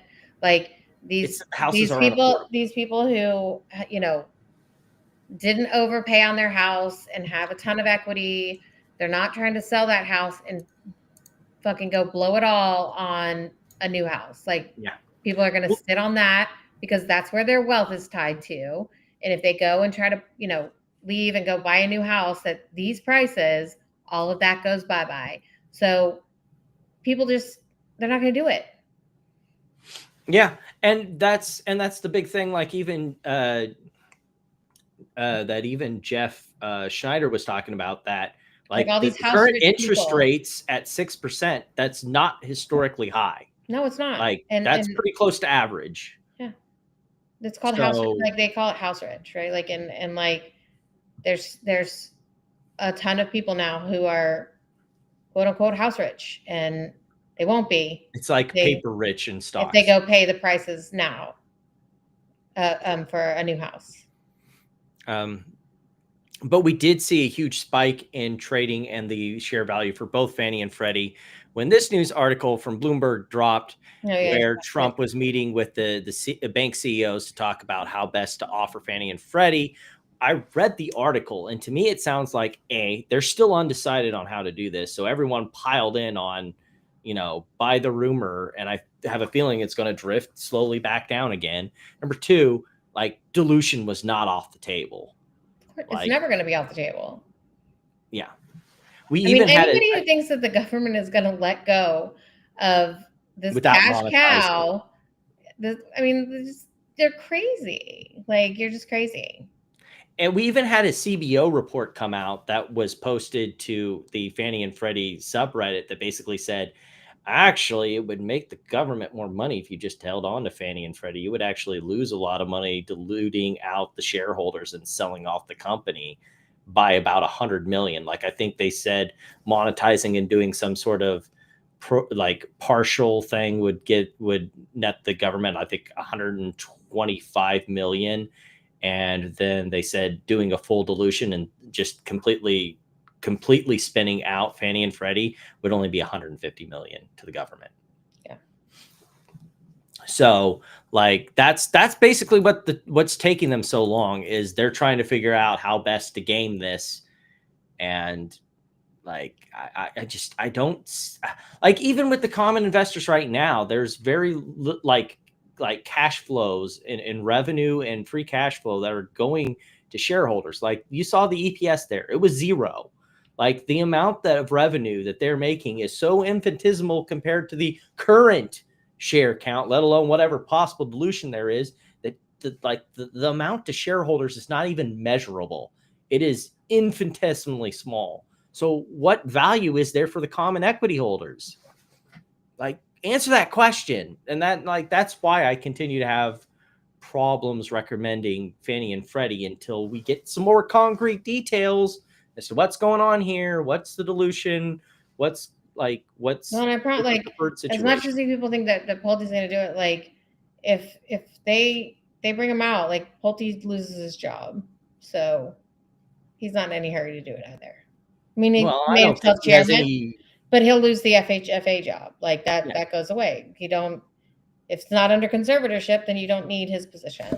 Well, if he's on the board of both companies, that's why he put himself on the board. Yeah. Now, but also that the was my same point. thing, like what most people, even on the subreddit, who are even more like meme stocking version of these investors, they even realize that Bill Pulte is just a clown that's been put in a position. Well, duh. Anyone paying attention? But even then,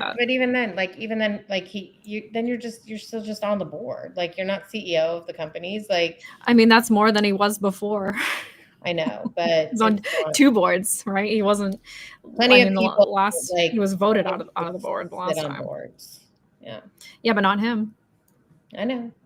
Yeah. Next up, we do have some news. Did you guys hear about the report that came out that Doge lied about its billions of money that it made? In fact, that it got back for the government. In fact, it cost us billions of dollars, us taxpayers. That should surprise no one. Yeah, I'm not surprised. I did not even see this. Why you think all those people were in there working for free? No.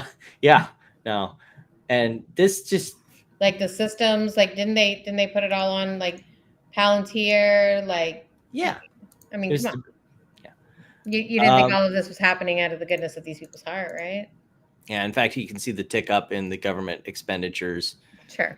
Compared to the last year. So this is now a lot of people are going to say that, oh, well, this was a report by a panel of Democrats. And like, I don't think it takes being a Democrat to realize that, like, even Trump, I think, kind of got the hint that there were a lot of people in his administration that were mad at Elon because they were hoping that they could use the cuts from Doge to justify the big, beautiful bill. And it kind of came up snake eyes for them. And they're the one left holding the bag. So they got rid of USAID. So yeah. We do get some good news on the Elon Musk front.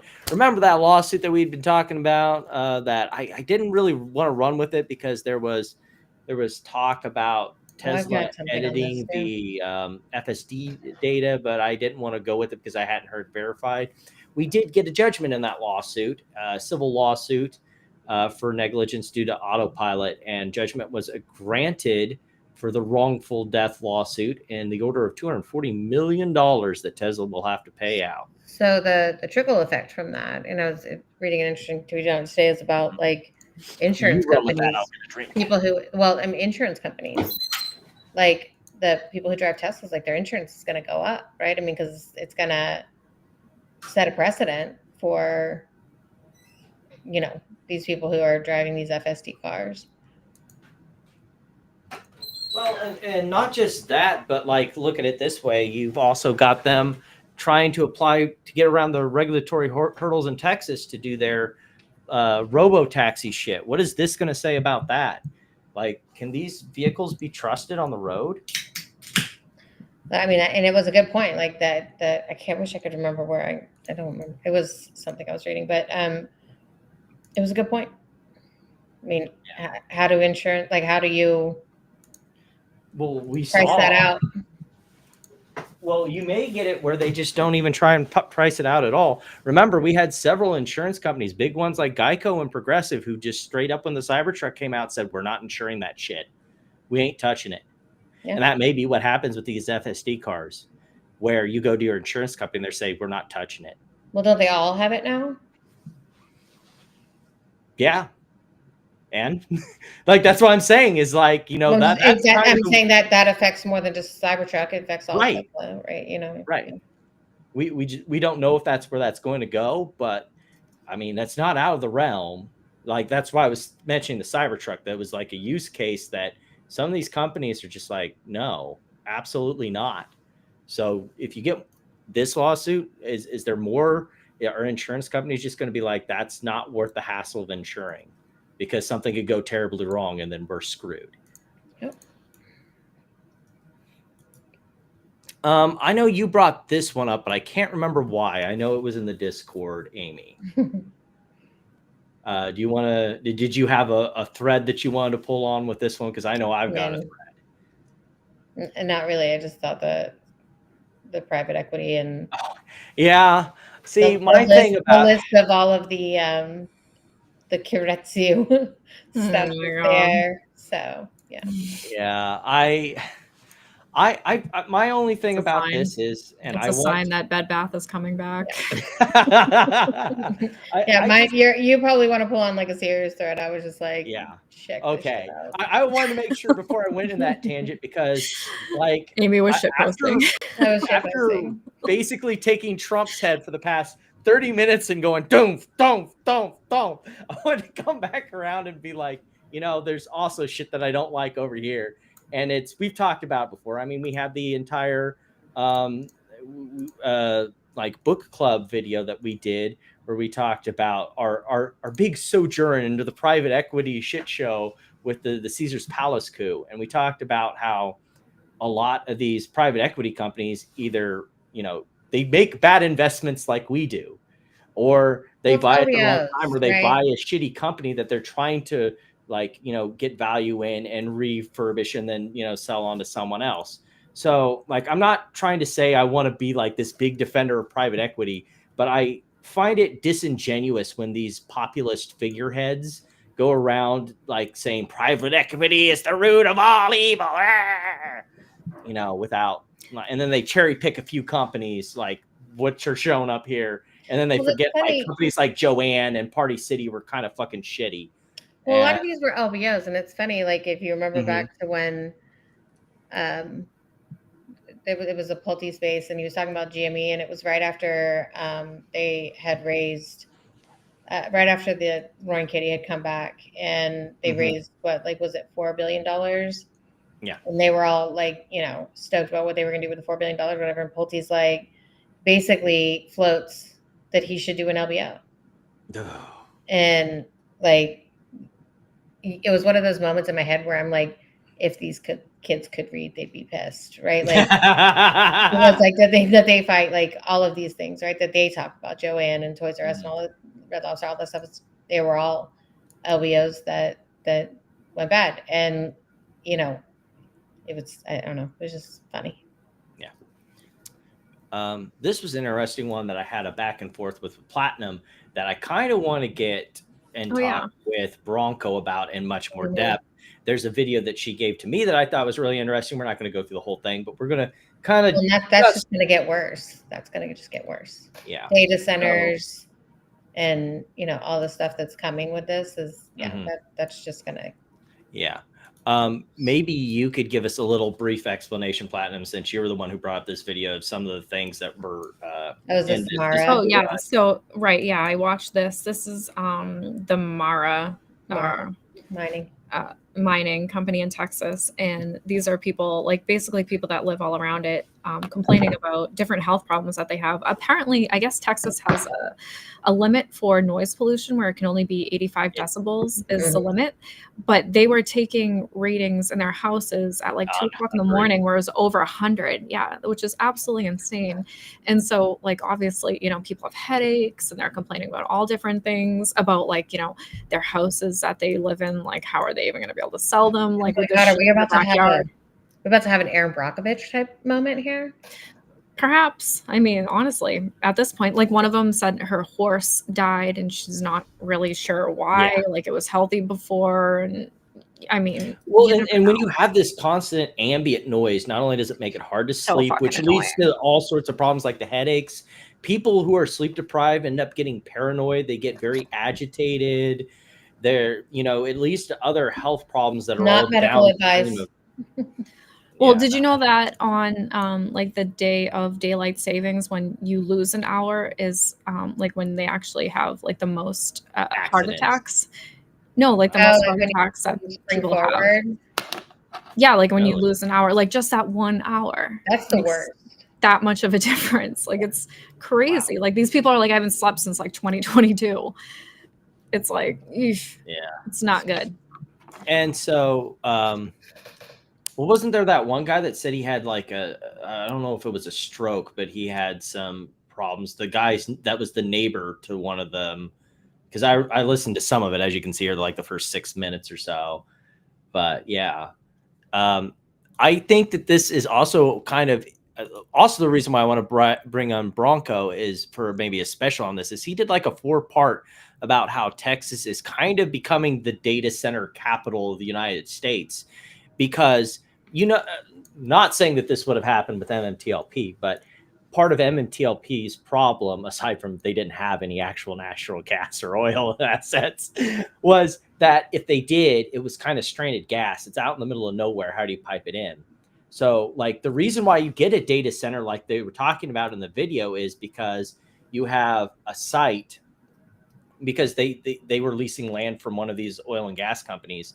You have a site that's kind of out away from everything. If you get a data center that has a need for energy, well, you just build it with the transformers and everything right there on site. Texas is also not part of the national grid.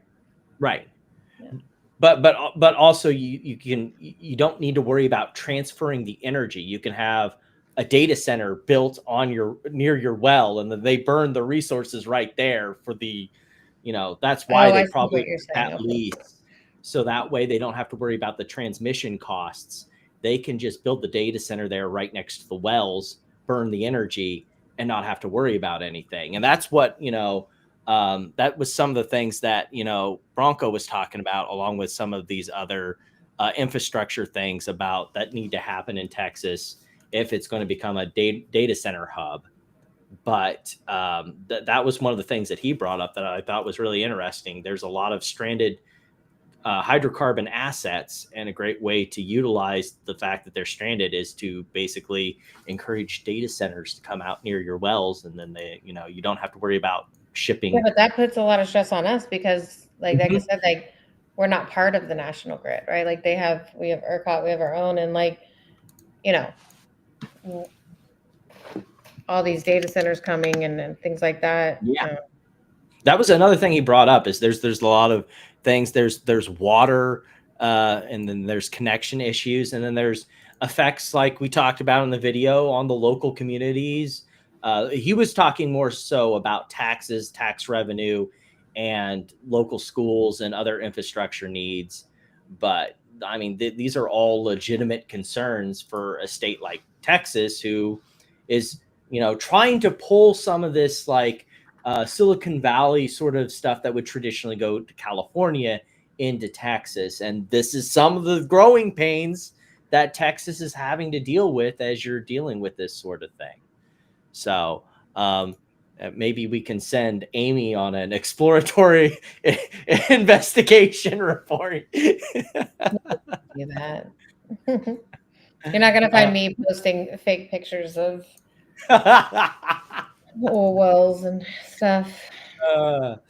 No, Amy exposes Especially not data out in center crime. deep West Texas, like please. That's where a lot of this is going in. No. Like I don't know if you guys realize how big Texas is, but like it's huge. I've had to drive across it a couple I'd have times. to go like 8 hours to get over there. Like, no, thank you.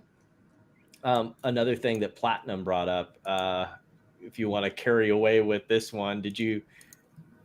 Oh my God. Okay, this was the guy that so he did he stole money from people, like an investment, regular Ponzi scheme. But not only did he do that, he then created like a fake government entity to investigate the companies that he just scammed them with, so he could re-scam them again. Like, holy shit! Yeah, that's what happened there.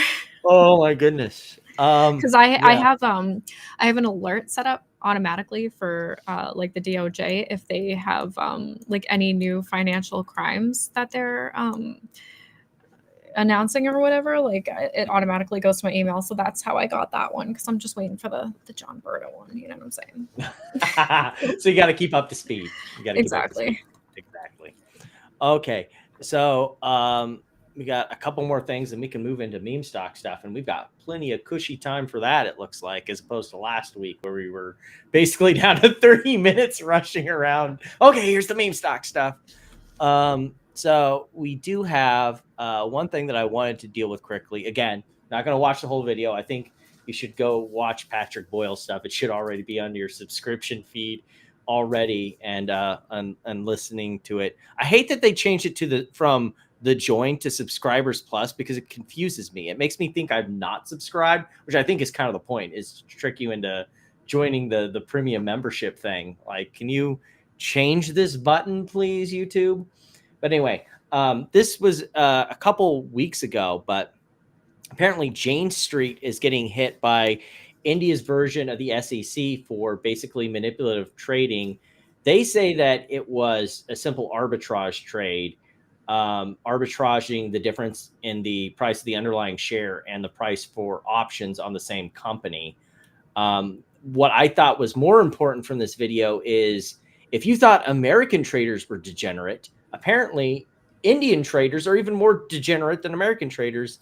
And I thought it was interesting, the kind of analogs between the meme stock movement and kind of Indian trading, because he points out that like there's been a lot of growth in India because there's a lot of American investment moving from China to India. And so the Indian stock market has really benefited. I think he said it's been up over like 100%, but most Indian investors haven't seen it, because as opposed to just, buying, I don't know, the Indian version of VTI or something, they just YOLO into options. And so like, while the Indian stock market is on outrageous highs, 80% of the average retail investors in India actually lose a lot of money. So I thought that was interesting, and just kind of wanted to highlight that video because there's some interesting parallels, I think, between the two situations. Yeah, that was basically all I had there. Amy, if you're still around, I think this one, I think I have a tweet from you on this one. Something about something Carvana, something Hindenburg report, something SEC. Oh yeah. They got a subpoena. So Hindenburg wrote a report on them, of course, in January, and they're they put in, it was on page 60 of 67 pages of their 10Q, that they actually received a subpoena from the SEC. It's in there. What did they say? In June of 2025, we received a subpoena from the SEC requesting information that we believe primarily relates to the allegations raised by the report. We're fully cooperating with the SEC staff. So And a couple things. They said it was like a defunct short selling firm. It's not defunct. It's not like went bankrupt or anything like that. He retired and closed the firm. But regardless, you know, you'd have to pull up Nate's report to. I mean, I think it's the last one he did, right? Yes, I think that was like his, you know, I'm done here kind of thing. But and I did I like glanced over it. It's kind of the same as the stuff that, like, a little bit of deja vu from the previous report, but let me pull it up here. One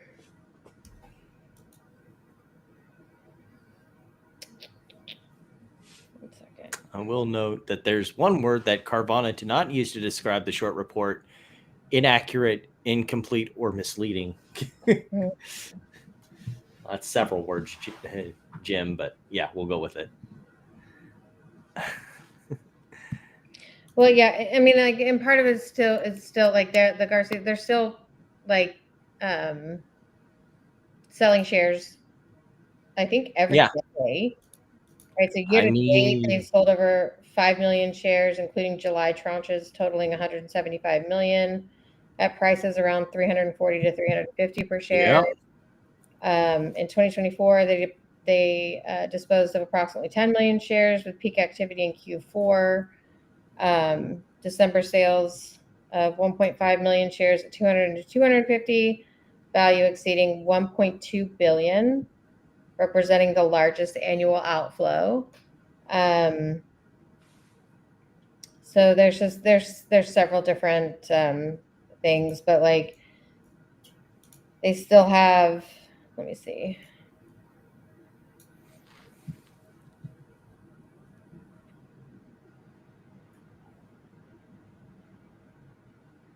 I don't know, and they're reporting like 4 billion in sales, and like other car companies are, you know, floundering. Like there's so many different things, right? Red flags. So many red flags, and so the SEC has subpoenaed them for the information. So I guess we'll see what happens, right? You know, and like I think at this point it's just like, if you get smoked by this again, then I don't know. You have no one to blame but yourself. Right. Yeah. So. We also, our last thing before we move into meme stock land, an interesting thing that I found that there was apparently a Fortune article that said that bots now account for over half of global internet traffic, and 76% of traffic on X are bots. Well, I can safely say if that's true, then it seems that Elon Musk has lost the war against the bots that he said he would die. Like all that, have you seen like on every tweet you make now, you see like somebody who's like, it's basically like an AI sum up of what you tweeted, and they're like, such and such trader said this here or whatever. Like that's the new one. Like Jeff Davies, I read his stuff, but like the whole comment section is like 5 different bots all clamoring into his comment section. So always has been. I mean, like for Twitter, Reddit, everything. You never know. But now with the LLMs, it's like, holy shit. Like, yeah, you really don't know. Like that's why I like space calls. It's because you can at least know that one account is not a bot. What my problem with space, I prefer these over space accounts though, because spaces have gotten to be, how best to put it, they're kind of mini Jerry Springer shows. Oh, that's the best part. Are you kidding me? I don't. If you're not involved in it. Right. Yes, indeed. Right. To watch it. Speaking of which, funny you should mention that, because our first topic for the meme stock section is one of those Jerry Springer shows. Beautiful. Perfect. I'm not playing this whole thing. It's 16 minutes of unadulterated shit flinging from Jack Schmitty, who is a certified piece of shit. And also, and you can, mark this one down, number one cuck. Yes, he can also die in a ditch. Jesus. Lizard army comes for us all. It's true. I saw that going on. What the heck is, like, do you know what's going on with all of that? You know what? I'm not sure, but like, I think we should probably just lean into it and then just like we always create. have. Well, yeah, just like I feel like the idea is to create alt accounts of other people with lizards. We'll have one space call where everyone is a lizard, and then we kill all the lizards after that. Like, Okay. and that's just the end of the lizards. I don't even understand the lizards. They gotta like, yeah, we need to exterminate these lizards. Sorry. Yeah. Now there's a lizard of me. I'm like, that's not me. No, but I'm not Amy Lizard. I saw the platinum one, and it was just going around shit posters. Yeah, that one's cute too, so I like it. Yeah, well, I didn't even. Well, that one's like DM talking me. shit and like blocking people. Which one? The platinum one? The platinum lizard. Rude. Okay, that is not what I would do. Alt account, you need to man up. And I don't even know. I don't know who made the Amy Lizard account, but oh well, we got a confession. I hope they're not mean to people. Oh, there it is. Now we know who it was. Ocelot fingered you, pointed the finger at you, to being the Amy Lizard account maker. Oh, did he? Mm-hmm. I plead the fifth. Okay, so I'm not going to play the whole 60 minutes, but we've got this part here. They'll give you a taste. The crazy broad who was like, yes. I want them identified. It's stunning to me. These people are. These people. Listen, I don't even need to place judgment on them.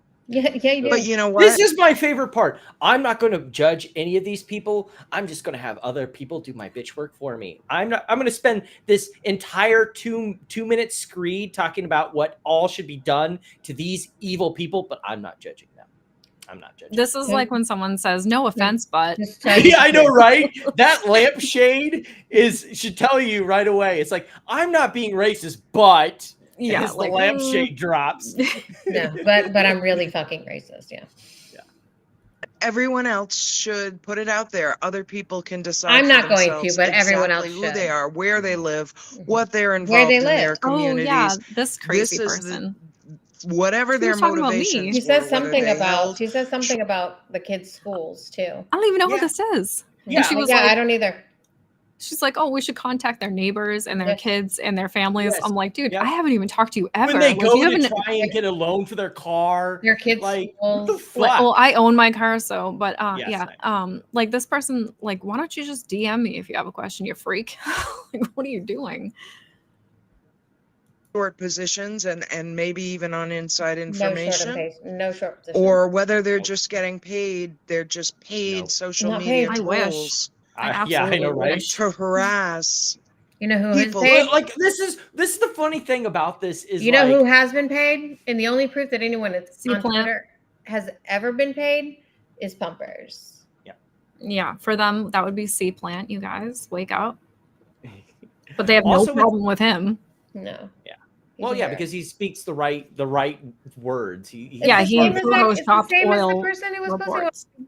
You're posting literal corruption. Fake. These people sit in spaces and talk about like literal criminal activity, and can absolve themselves of that and say, no, it's fine. Because I also will let them know that someone's already tried to do that to me, and it backfired horribly for them. So go ahead, play that game, see how far it gets you.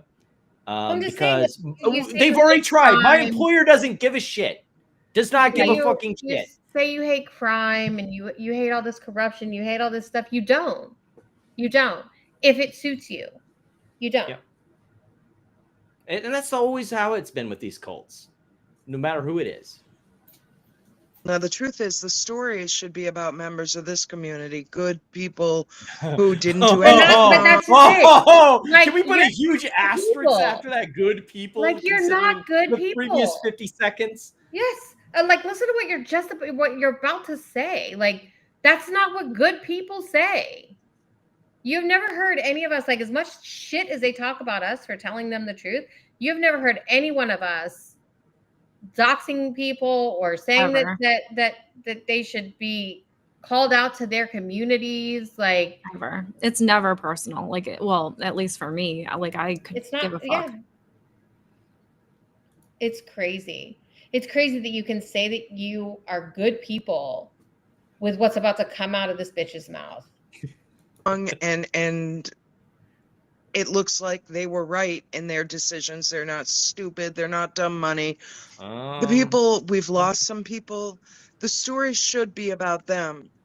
But the truth is, I want the ones who did this, I want them to not be able to continue doing what they're doing to other people who are simply trying to get ahead in life.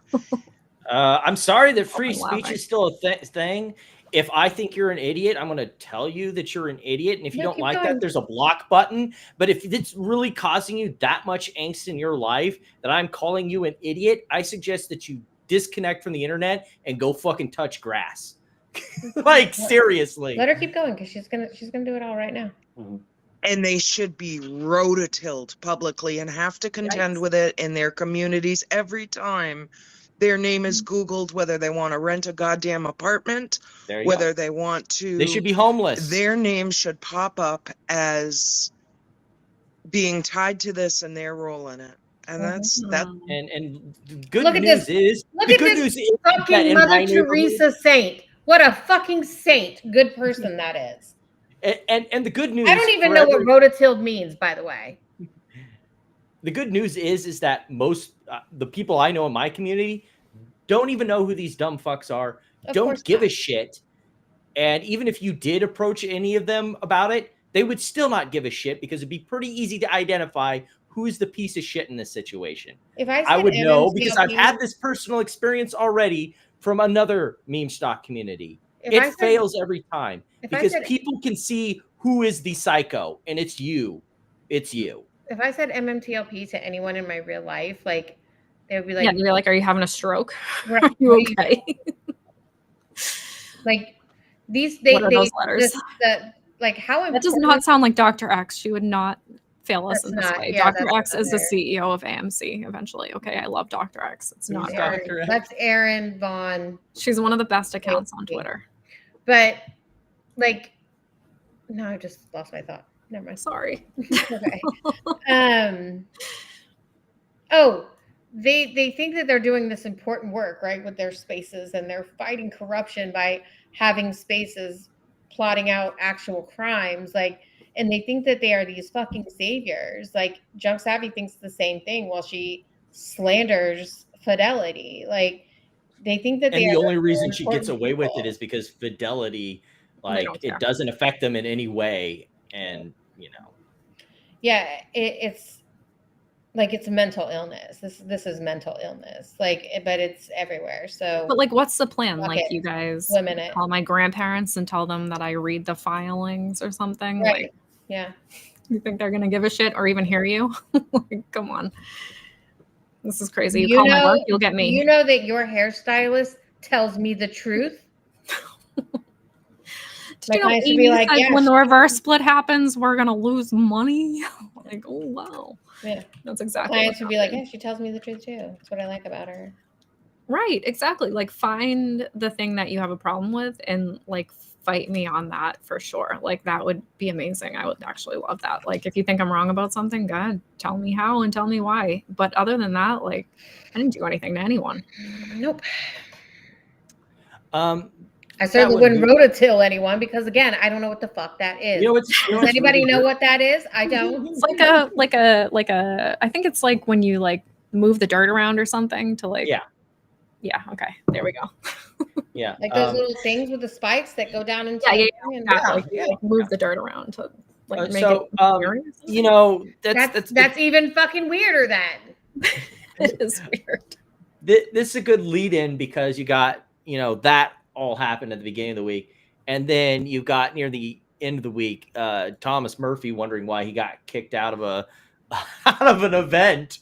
Maybe it's because you and your buddies are the fucking scummiest pieces of shit. Like, it's in his thing that he's running for U.S. Senate, and he just thinks that he's going to waltz in on fucking no, he asked to, like, that shirt tie combo.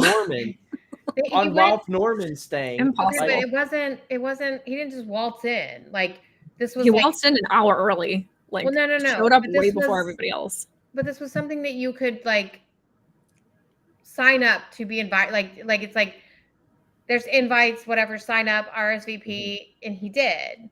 And then like a day or two before, he puts out a tweet to the MMTLP people and says, "Tell me what you want me to ask them." And I may have even been more than a couple of days before. I love when these people post. But he did and then- RSVP, and he did right. But then he also showed up like an hour early. Like, why not just show up at the time that the ticket says? Like, why are they asking you if you're a volunteer because you're there an hour early? Like, that also made no sense. But I don't think that showing up an hour early is that weird. That's fucking weird. Why not just show up?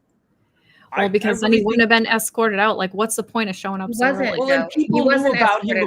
According to him, people knew his name beforehand, which tells me that someone got wind of his little question and answer get together thing. I can tell you and what knew that he happened. was going to come try and politicize this event for his own agenda. Yeah, the guy who's currently trying to run for governor, as it was later announced, is not going to care too much about some other politician waltzing into his event to politicize it for his own agenda. Yeah, they're going to tell you to go fuck yourself and get lost. So he walked in and gave them his name, and they said, "Are you here to volunteer?" And they said no, and they said, "Okay, well, the event doesn't start for an hour." Oh, he's having a space right now. He turned to walk out.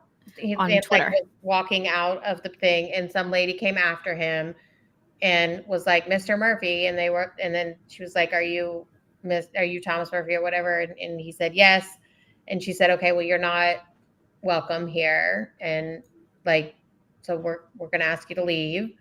And I think he was probably like, "Why do I have to leave?" And you know, I don't know like what the exchange was that happened there, but he has it right here.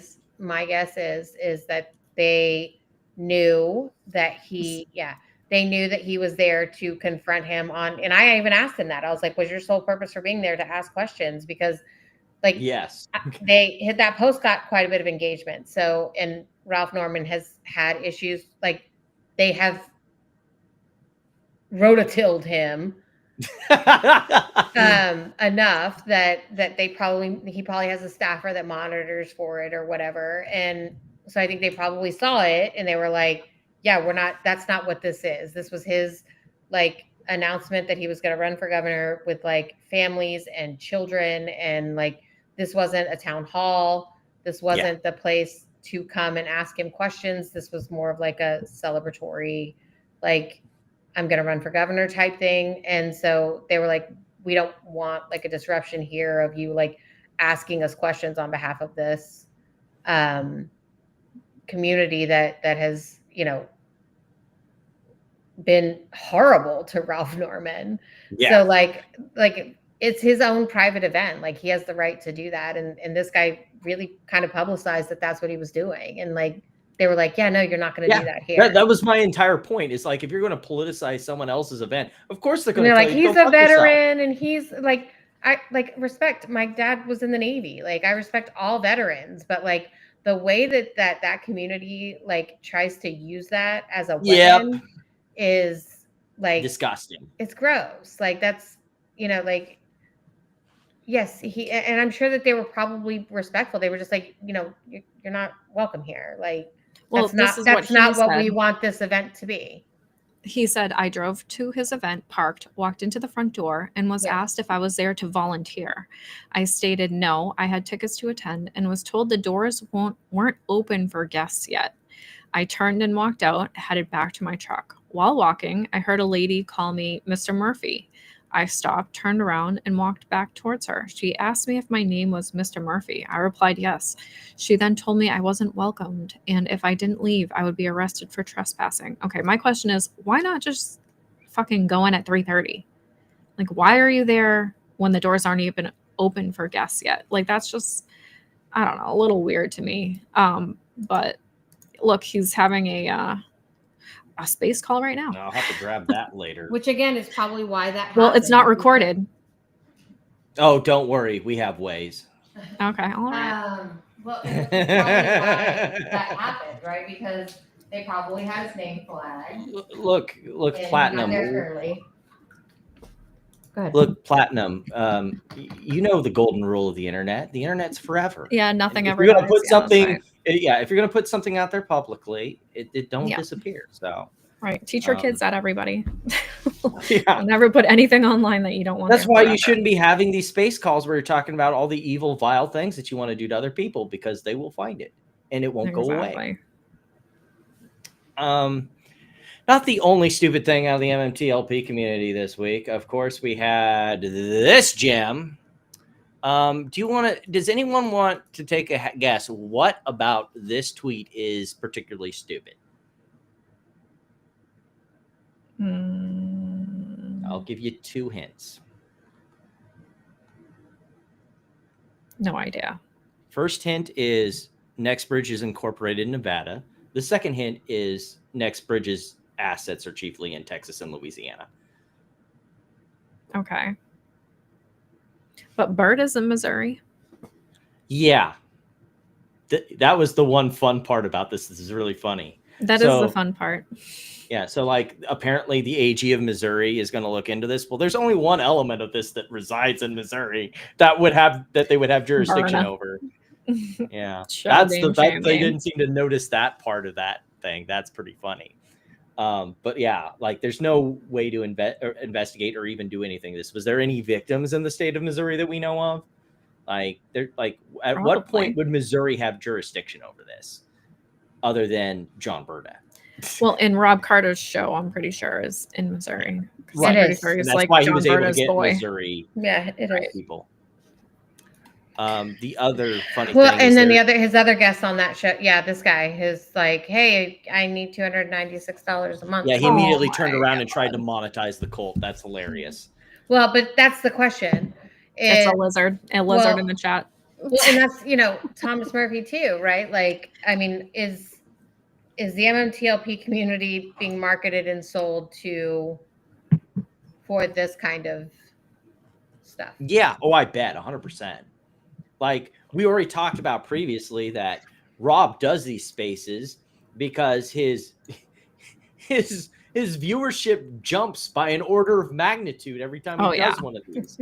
Like if it isn't about MMTLP, he gets less than we do. If he does it about MMTLP, he gets the whole cult resharing it, and and his views go up to like high, like in the 7,000s. So like this dude knows what side that his toast is buttered on.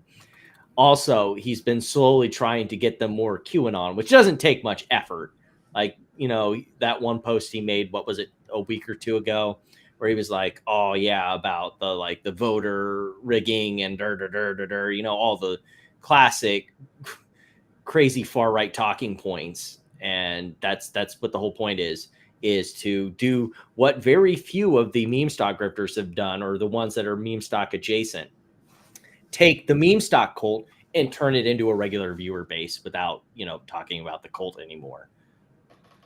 And that seems to be what he's going to do. Pay me $296 a month to shake the system. Alrighty. Which the funny thing is, like, it was halted at $290, not even at $296. So he's just like grifting an extra like $6.60 or 6 cents. Well, and then he's like, why, if they can do this, why haven't they provided any answers? And I replied to one of his tweets. I was like, they have, and I put the links to everything. I was like, yeah, how about this? Here's the first FAQ. Here's the second FAQ. Here's FINRA's response to Ralph Norman. That's 32 pages long. And here's the SEC charges against John Berta and George Palacaris. Right. And I linked every single one of them. So I'm like, he thinks that there's just been nothing. Like nobody has said anything. Because they never tell, like the cult gets a hold of these people and they never tell them anything.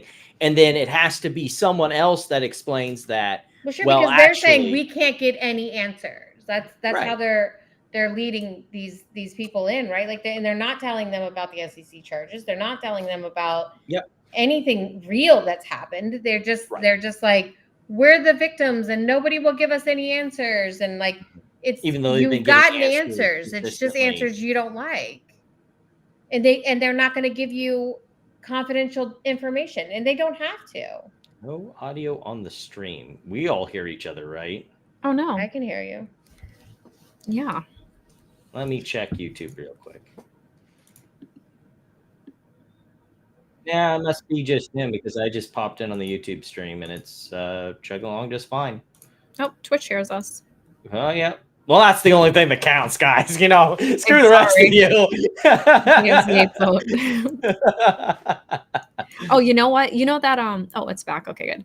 That the game that you were talking about, the sock like judge one. Oh yeah. Guilty as sock. Okay. Do you know that you can set that so that like the Twitch followers, so you're gonna need some more Twitch followers, they can actually vote guilty or not guilty, like during the whole thing That's too. cool. I didn't know that. That's cool. Yeah, like you can in the chat, you We'll can also do have to like get a group that exclamation point guilty or exclamation point not guilty, and that'll like weigh it the whole entire time, so they can do like guilty not guilty like the whole time. That's cool. I will say one thing: we'll have to get an insulated group because I've wanted to do some guilty as sock live streams, but I've been in some of those on my personal time, and oh boy, Yeah, they're probably crazy. We'll put right? it this way: the internet. Right. Yeah. Exactly. I don't even know what y'all are talking about, you fucking nerds. Yeah, we are. You need nerds, to for get sure. it so that we can do the like We're gaming, we're gamers. transcripts as guilty as socks. So it's like these sock puppets, except it's a courtroom. It's a lot of fun, and I want to do the transcripts that way because it would be I think it would be pretty funny. Okay. Can you imagine an Ethan sock? No. I am not driving. I'm traveling. Sounds like a fucking nightmare. Speaking of sob sits, we've got MMTLP lawsuit updates. Ding, ding, ding, ding, ding, ding, Yeah, ding. this fucking guy. Well, yeah, because he was crying. Like, so FINRA does not have to respond until September on the motion to with a motion to dismiss or response, but he went ahead and did this motion for preliminary injunction, which I don't think I even got the chance to briefly go over. It was so dumb. But like I have an X one, but the one on Blue Sky was just easier to get a hold of. And I was basically like, that's not how a preliminary injunction works, because basically he framed this motion for preliminary injunction to try and get discovery. I'm going to tell you several ways why that's fucking stupid. Number one, a preliminary injunction. I know some of you have been with us a long time and understand what a preliminary injunction is, but for some of you that do not, a preliminary injunction is to prevent the opposing party, usually the plaintiff against the defendant, from doing something that would affect the outcome of the litigation while it was pending. Say Platinum has gotten some sort of government thing where she can bulldoze my house. Well, obviously that's not something that you can undo very easily or compensate very easily. So I run to the courthouse and I ask for a preliminary injunction to stop Platinum from bulldozing my house. That's the point of a preliminary injunction. Hey, court, this litigation is over whether Platinum should be able to bulldoze my house. So in the intervening time, you should keep Platinum from bulldozing my house. That's how that works. It's enjoining another party from doing something while we litigate if they can do that something. He's trying to do it to get discovery, but like he would normally get discovery if you get past the motion to dismiss phase. So really, this isn't a preliminary injunction. It's a request for the court. Which he already knows he's not going to, which is why he's doing it. It's a request for the court for expedited discovery. He's trying to circumvent the procedure. Yeah. Disguised as a preliminary injunction. Correct. So naturally, FINRA arrives and is like, excuse me, what the actual fuck again? Again, how many times have we been over this? Like, I get this is a new flavor aid of how they're doing it, but they've tried so many times to get the blue sheets, which is one of the things he's requesting for, that it just feels very tiresome to go over this again, if you know what I mean. But at the same time, I feel kind of obligated to at least bring it up, because this seems to be like the thing with MMTLP. Like, the motion to dismiss phase is their fucking kryptonite. They never win. So now they're trying to find convenient ways to get discovery without ever having to answer the motion to dismiss thing. Like Amy said, it's like this is an end around the whole fact that they're going to lose. They know they're going to lose. So what sneaky ways can we try and get discovery before they kick us out of the courtroom? But yeah, like I like, you don't need to be psychic to understand that this is going to be another situation where FINRA is going to like be like, we're an SRO, we're not a government agency. The blue sheets are protected information. You don't get those. They're part of a government investigation, which was heavily hinted at the first time they went out. For them, can't imagine who that one is against. You know, so you get none of this. You get nothing. Good day, sir. And that's basically what they're saying here, is like that this is basically an end around. I mean, maybe if we get more time later, or I do another live stream, I'll go through the whole thing point by point. But we've done this like what, 11 times now with all the MMTLP lawsuits. It's the same stupid ideas. They're just repackaged a different way. That pretty fair to say, guys? Yeah. Yes. This is going to be kind of awkward to talk about. We didn't get around to it last week. That was when it was more relevant. And, well, it's basically Scott Troud failed on the motion to dismiss the defamation. Yeah, I was actually really shocked about that. Yeah. Especially considering that, you know, both are basically public figures when it comes to the matter of this whole situation to begin with. So, like, and Texas has real strict defamation, like anti-slap protections. So again, like, I was really surprised, but okay, sure. I guess we'll be going to discovery and the merits on this whole thing. I don't know exactly how he's going to argue that.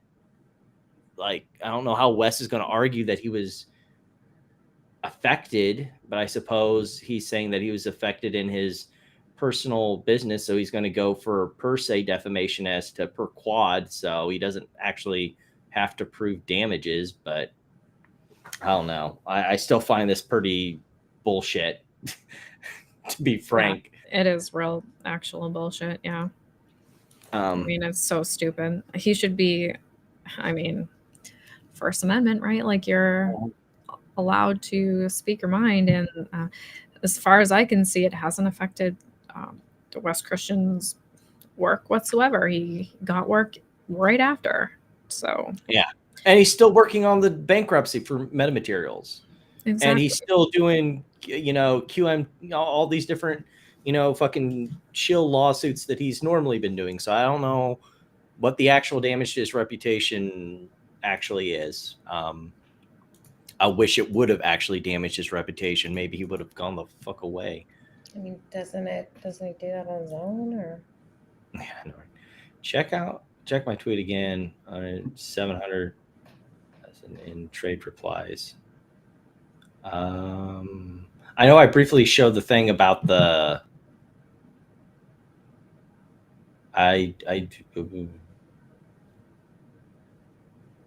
DM that to me, and I'll pull it back up because I probably have lost that by now.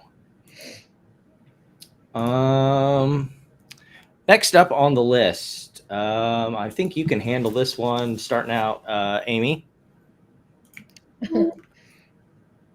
What? That he's retiring? Yeah, because there was a lot of fun stuff that devolved out of this one. It's really like, the man is 60. Like, yeah. I think his plan was always to retire at 60. Also makes a lot of money and doesn't need to work anymore. Correct. And he turned 60 this year, so he's retiring, which is what he planned to do. Like, the absolute, like, insanity that came from it, like, is crazy. And, you know, I actually didn't even respond to, like, in that tweet. I actually wrote out a response to that tweet, and I deleted it because I was just like, not worth it. The irony, the irony of this person tweeting about Doug. It's almost like too while being charged by the SEC. No, but like, Doug was a successful attorney for almost 2 decades, and then he co-founded a company, started it from nothing, built it to a multi-billion-dollar company, secured an incredible future for his retirement and is, you know, gonna enjoy the rest of his life not working, rolling around in all of his money. And George Palacaris squandered $500 million and then encouraged people to bankrupt his company. So, like, the irony of any of these people, like, commenting or talking shit about, like, somebody who was very successful in his life is hilarious. And as I have stated a million times before that, Doug's retirement affects me not at all. I don't work for Doug. I have my own business. And so it has zero effect on me whatsoever. I'm very happy for him. And I hope he enjoys his life from here. Like, that's it. That's really all I have to say about it. Yeah. It wasn't the only screen. He's my friend. He'll still be my friend. I will still, you know, be friends with him regardless of whether or not he is the CEO of VIRT or not. Well, I think it helps that he had like blowout earnings. Like their earnings were ridiculously Incredible good, earnings. right? Like I don't think he would have retired if they were like, 40% down from last year, rather than how good they were. So I think everything's sort of going how it should. He has this guy in the SEC right now. No. Is that Michael in like? I mean, I can't. Like, did you find that clip that I asked you to find? Like, from him when he tried to do this shit, when he tried to do this shit with me? Is that Michael now? I can't remember. I that's what I'm wondering, because that's like, ooh. I mean, he's like, did you guys not see him? See who? Michael? Oh, I saw him on the live stream. He looked a lot better than that. That's for sure. Like, he at least combed his hair. Holy fuck tits, that's him. No, that's not him. It looks about as crazy. Yeah. And then he re-uploaded and then reproduced our entire live stream. Remember when he was on, as if that was some big fucking gotcha. Oh, all the secrets they drop. It's like, this is basic market information. Wait, he didn't even listen. We taught him about the bonds and he didn't even listen. That's just it. It's like he took what. Well, yeah, he tried to make it sound like, here, boom, right there. He took what compliance told him and completely flipped it around to something I don't even know what he's saying. Like this, nobody's crazier. Nobody is crazier than this guy. And like, if you had that clip from that show I was talking about when he did one of these fucking psychotic dossiers on me, like, the one where he went on your Facebook. Well, you don't like. I think I sent you. Did I send you the pic? You don't remember the picture of like when he said my dad worked at NASA and then he had me connected. Yeah, that one. He had me connected to some website, Love Inc. or whatever the fuck it was, and like, I mean, he had like every which way. He ended up deleting the tweet after I actually like went through his entire fucking craziness on our show. He instantly deleted the tweet because it's insanity. Like everything that he talks about is literally like, that is mental illness on your screen right now. Like, and yeah. Shouldn't he be retiring from his GME calls? That he continues to miss on? That he had to borrow money for? Yeah. Okay, what's going on there? Oh, and then to put the icing on the cake, we got Bam reiterating his absolutely losing trade. Is he dumb? Did you hear? He's been calling this out several times. Did he miss the earnings? Like, did he not read the earnings, or does he not understand the rule proposal about the PDT rule that's supposed to go through, where people won't need to have 25,000 anymore, so they're going to be able to trade more, and therefore VIRT will make more money than they are making now, and they're making over $9 million a day right now. Like, I'm pretty sure that him and AMC Baggy Travis, since about this time last year, we're saying, "Ooh, VIRT is an absolute short." Compare that to Mul I. And then it 2x. It's like opposites. Like, you just have to put it upside down for his Mul I. Yeah, I bought VIRT at $16. Wow, good job. Yeah, I wish I'd gotten that. But phenomenal short there. Sure. I actually bought a few shares after their earnings the other day. and because of knowing about the PDT rule, knowing that like literally his guy is the head of the SEC right now, I mean, that could only be bullish, right? Like, give me a break, you know. Well, and that's I think bullish. like when he turned 60 was like, I think he just wanted to, he got, switched him over to the New York Stock Exchange, rang the bell. Oh yeah.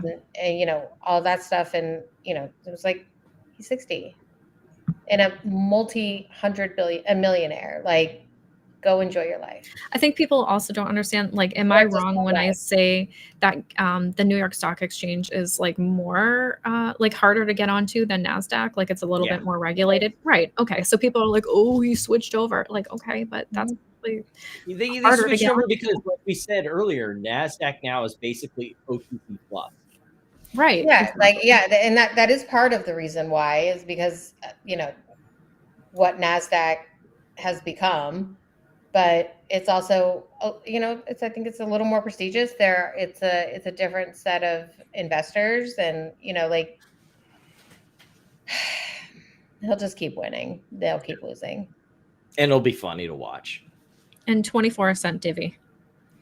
And by the way, he's still going to be an advisor because he's a co-founder. Yeah, and he will still be on as an advisor in his retirement. Wait, but they are being sold to Apollo any day now, right? No, they're not. And like all of those tweets of like, Bill Pulte was right. No, he wasn't. They're not being sold to Apollo. They never were being sold to Apollo. And that was all a lie. Because Bill stretched it out to July of 2025. And you see people like, what was it, Kristen Shaughnessy trying to say, oh, his name wasn't put on the trophy this time. And it's like, I don't think he fucking cares all that much. Like, you have to reach that far to find some victory out of the fact that this dude has done so much. That's another thing. They turned the Florida at the age of 60. They turned the Florida Panthers into a $2 billion team. Like, the Florida Panthers were nothing when they bought them, and they were not doing well. And now they have, this is what they've turned them into. Like, you can keep trying to bag on this guy, but like, he's been wildly successful and laughs at all of you. So from that, we're going to pivot to Platinum's time to shine as we get have her get her GME expert hat out to talk about the new power packs. Yeah, I keep hearing about this. I don't understand it. Like, so I actually love this. Blockchain? It's no, that's what I thought it was going to be. Oh, they're just going to tokenize fucking trading cards on. No, like, so dumb. But I saw somebody saying like they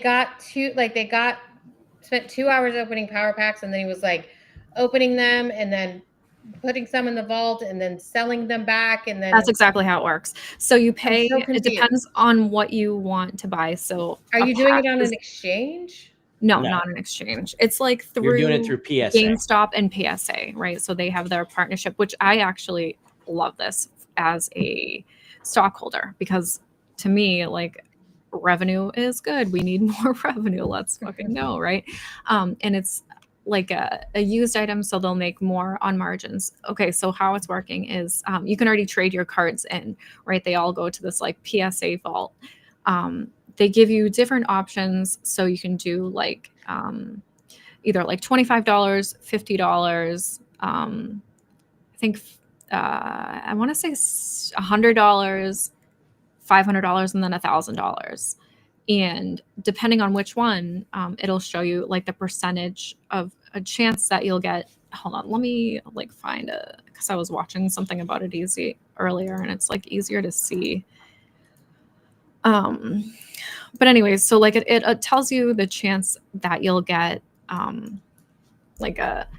say you buy a $25 one. Loot crates, basically. Pretty much, yeah. Like, say you buy a $25 one, it'll say that you have a 39% chance to get something that is worth, I think, like $5 to $15, and then a 30% chance to get something from like 16 to like 25 or whatever, and then like smaller chances, as it goes on.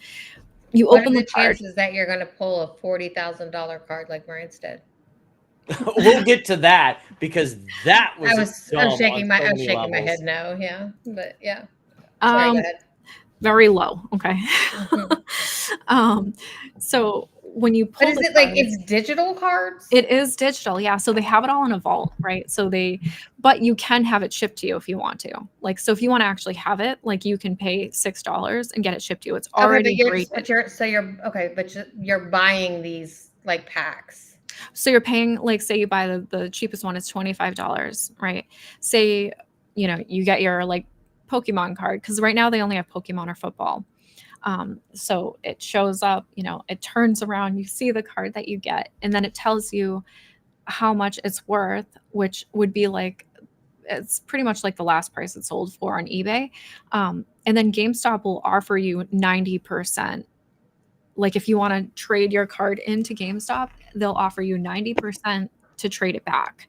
So, I mean, the majority of the time you're going to get something probably that's like less than $25, right?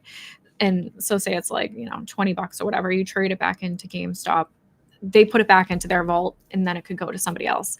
Or you can sell it on eBay. You can keep it, right? So you get that one-time offer where they'll buy it back for 90%. If you decide you don't want to do it, that's it.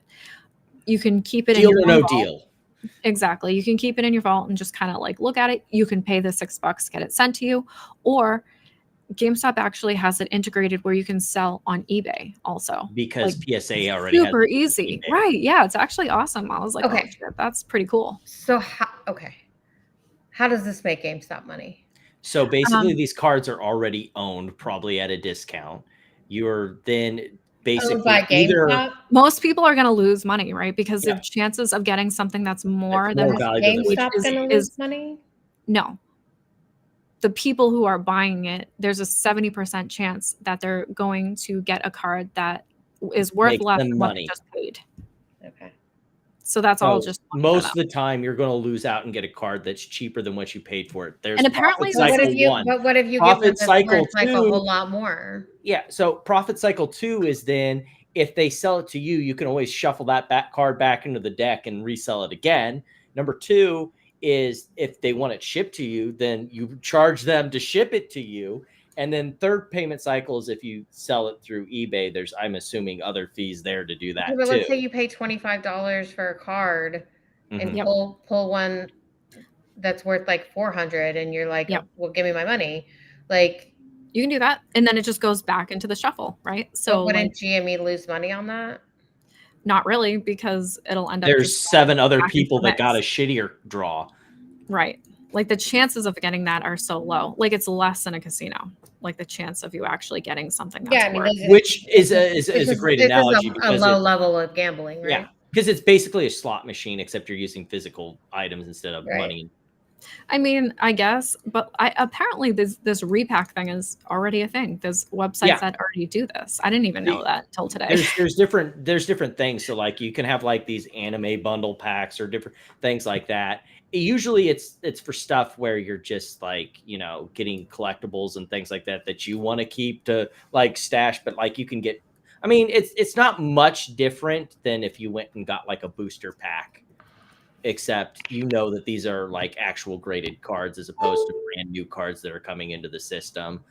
It's just, I mean, it's better than what I thought they were doing, but on the scale of things that I guess it's on brand for GameStop to be slightly on the side, but like, I mean, it's not a horrible idea if you're trying. At least they're doing something, for fuck's sake. Right. Like, thank you for doing something. That's where I'm at. Is like, it's something. It's like something. They're not just trying to be a Bitcoin treasury. Right. And the funny thing is, like, did you guys see the big push that Kevin Malone had about like getting Nat Turner off the board because he hadn't bought any shares yet? Like, it's so stupid. But isn't he the guy that was the PSA guy that basically literally that led to this? Yeah. Like, so that was the egg all over your face, dipshit. It's not only that, but the way to get Nat Turner to buy shares is to vote him on the board because it's a requirement. Like, he has to buy shares within 5 years. So, hello. So like, this isn't a horrible idea on the list of things that I would have tried. Like, that probably would have been lower, but like, it's better than what they have been doing. I can show you if you want to see what it looks like really quick. Yep. Give me one sec. So I mean, is this There's the power packs. is this There's the football arcade stuff? from $25 to $1,000. It looks like this. So I'm more of a Pokemon guy. Same values. You it tells you right there. A card. 39.9. So this is for the $25 card. Look, they have a platinum card. But anyways, I will say one thing here. Once they get some of that revenue coming in, can we get this site out of the Flash? Beta? Yeah, the Flash design that looks like it's out of the Oh wait, is early this 2000s. the GameStop site? I thought this was. This is the GameStop Power Pack site, which not everybody. I can't even access it right now. Okay. Because because it was a not, limited beta. Yeah, I'm not cool, I guess. So they're showing you that if you buy a $25 pack, you have a 39.9% chance of getting something from $5 to $15, a 30% chance of getting something from $15 to $25, and a 25% chance to get something between $25 to $50. And as a stockholder, I love those chances, right? Because those are terrible. So this is may get your money back. Probably won't, but we're here to test it out. Probably won't. There you go. Exactly. Can add my card. Okay, card added. Let's buy it now and see what happens. Probably just gonna do one because I'm trying not to gamble my money away on collectibles anymore. So here we go. Oh, one I was wanting.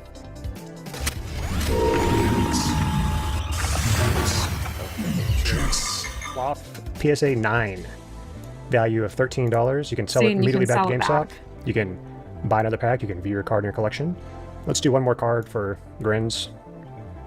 Just gonna hold this one for now, and gonna do one more. If you sell it back to GameStop, you get the money back into your account here. In other words, that'll probably incentivize people to and a lot of what more. What Rubbing My Axe is pointing out is this is just like your local trading card store. A lot of the cards that you're going to get are junk cards, so this is a great way for GameStop, if they get a bunch of cards in, to clear out inventory, just put a bunch of the cards into the freaking power packs and get rid of them. Oh, for sure. And you know that I'm assuming when you go in the store, you're definitely not going to get 90%, right? There's no chance. It's only through this is what you'll get 90%. And I'm guessing it's only because which is another great way to deal with card inventory, because you're getting them into the store at probably the same way that they would take used games back in the day, and then you throw them up on a power pack, and then even if you're getting a 90% take back to the person who takes the card, so what? You've made pretty much all your money back by getting an instant, I don't want to make it sound, an instant sucker more or less to buy the card at a flat rate. Yeah. So hold on, let me see if he shows the eBay thing. Oh, he's just buying another card, it looks like. Watch this cool animation. Here we go.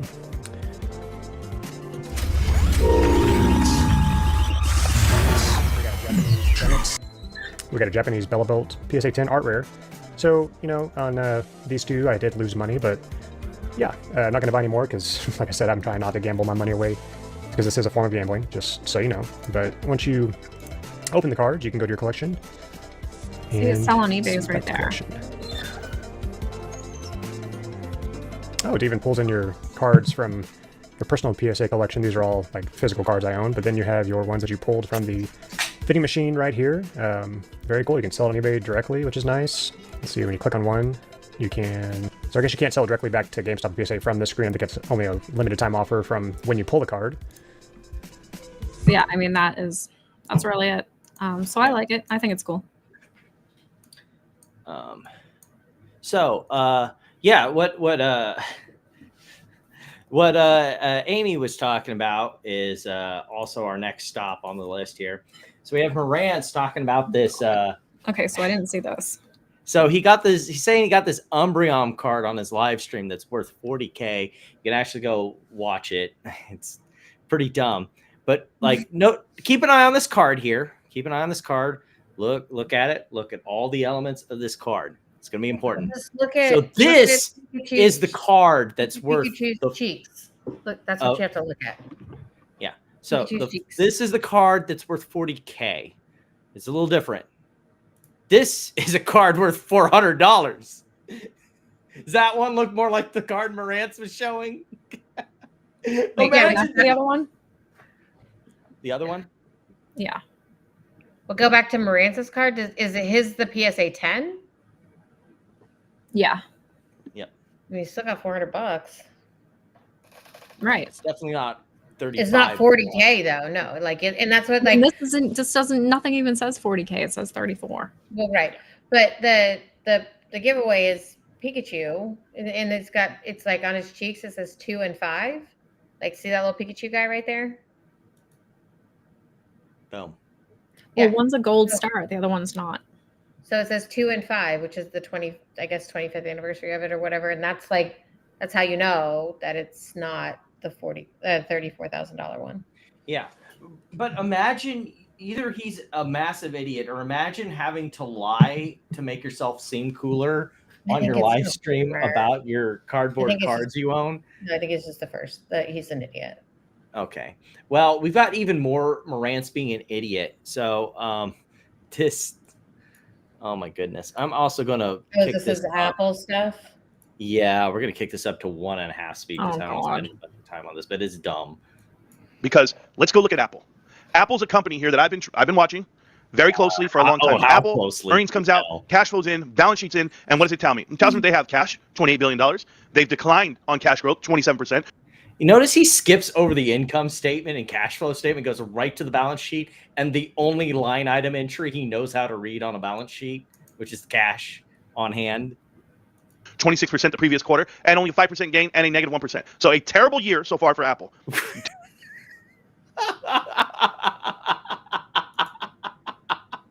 Well, they did over $90 billion in sales. Yeah. There's a reason why he skipped over the income statement, because if you looked at that, Apple's doing pretty good. Now, like, what is it with these meme stock people and not being able to read the whole balance sheet? They go find the one part of the balance sheet that they want to cherry pick and boink. But, you know, this is a company. Excuse me, sir. I can read liabilities, okay? Like, first of all, if they're using cash, like, go look around at the other financial statements or even on the balance sheet, and you can see where it's going.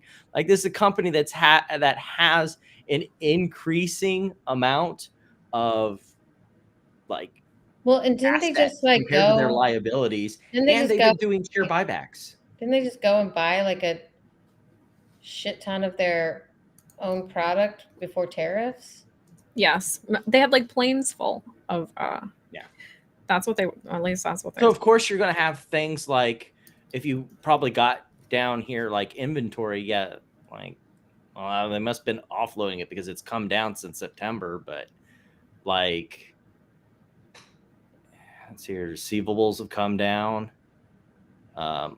He doesn't even show some of the assets here. But let's Tim Cook should not even have a job. Tim Cook should not even have a job.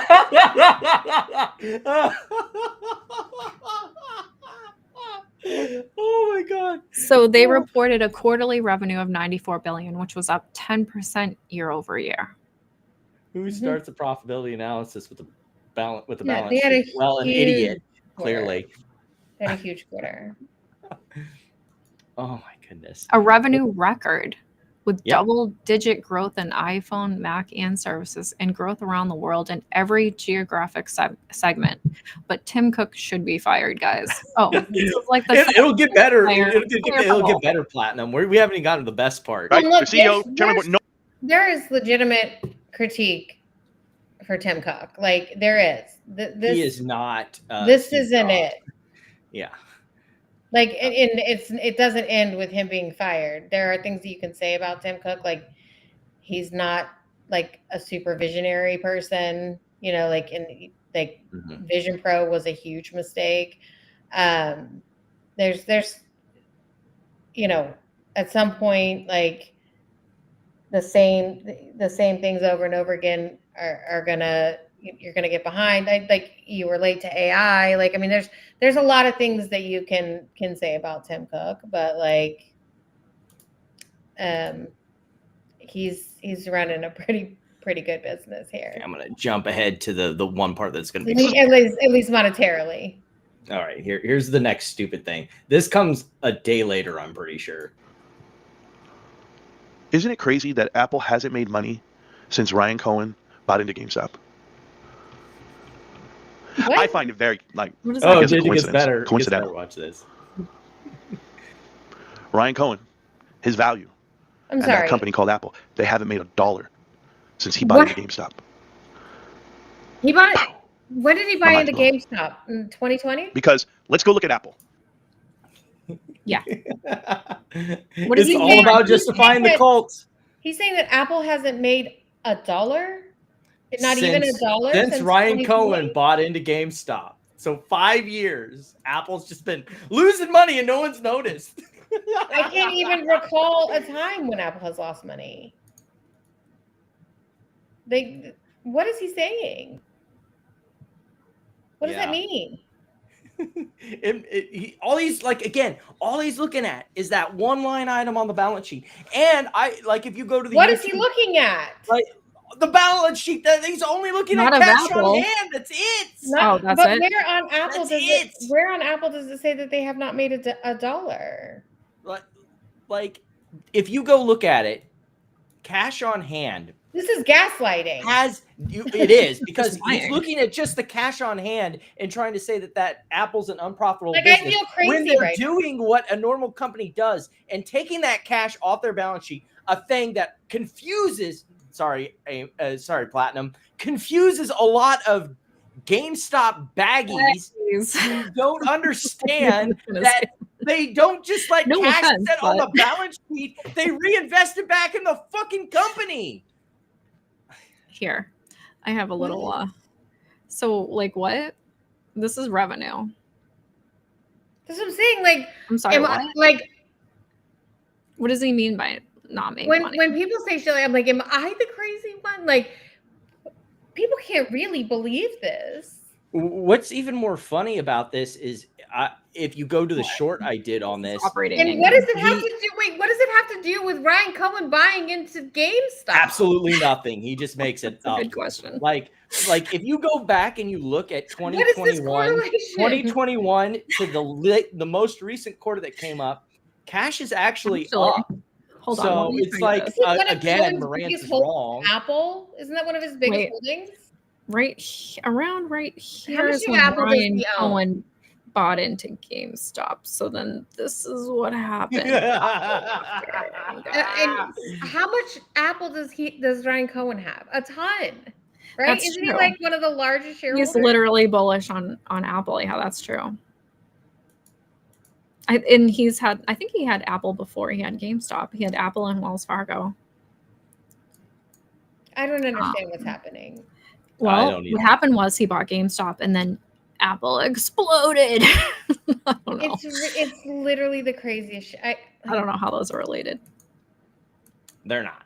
They're not at all. It's just really sad. Like I literally like get in my head all the time, just like get me out of here. Like How about now? Should we get out of here now? I just Oh, will this be live stream though? Because I would love to see. I this. don't think it will be. That'd be hella come embarrassing on. for him. I bet his turnout would be less than Pulte's last event. Oh, way that less was a than gathering in a bar. yes, Tony. Yes. Like I'm not saying like I have said like dumb things before and I've been wrong before and that is fine. But to confidently stare into a camera and say that Apple has not made money since Brian Since Cohen bought Ryan it, Cohen bought not GameStop. even $1. Like what? Like I hear stupid shit all the time and I'm just like, how? Like they have to remind themselves to breathe, right? Like So- you have to be like 1, 2, 3, inhale, like because something's not working. Yeah, retained earnings, that thing that confuses a lot of others on the balance sheet. Where you Make it make sense, guys, because it's Oh, stressing I'm me glad we out. found someone else who is. I don't like it. Congratulations, you know how to read a balance sheet better than Marantz rants. It's a low bar, but it makes you feel better inside.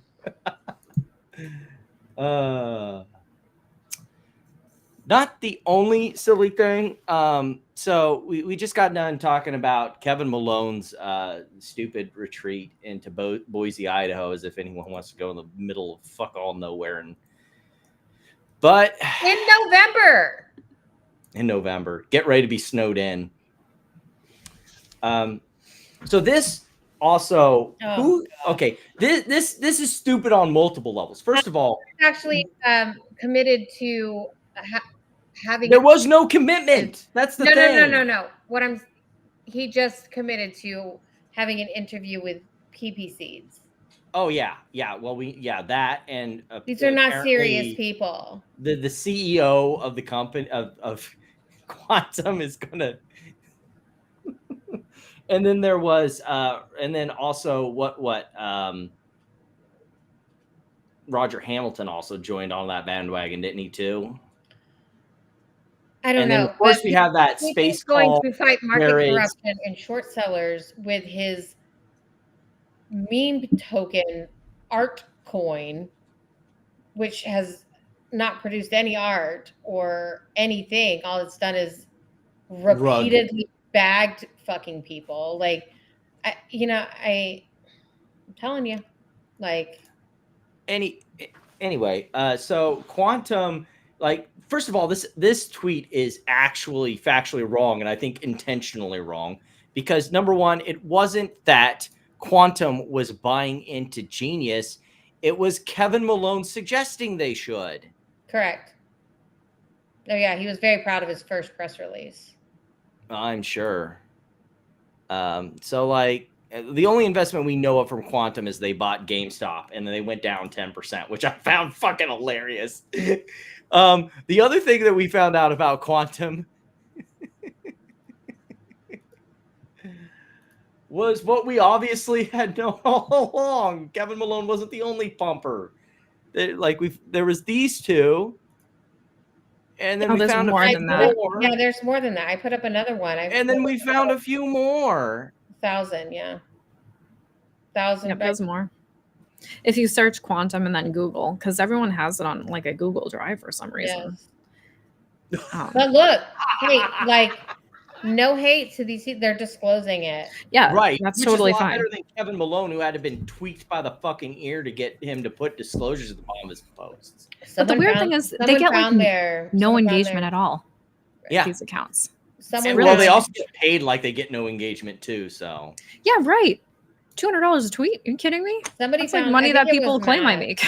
I think it was Matt that found like because he was trying to say listing that of they their didn't consultants. exist. Well, the listing of how much they paid consultants, like I think it's like $125,000 or something like that. So they've paid a good amount of money for a company that doesn't make any money. They've paid over $100,000 for consultants.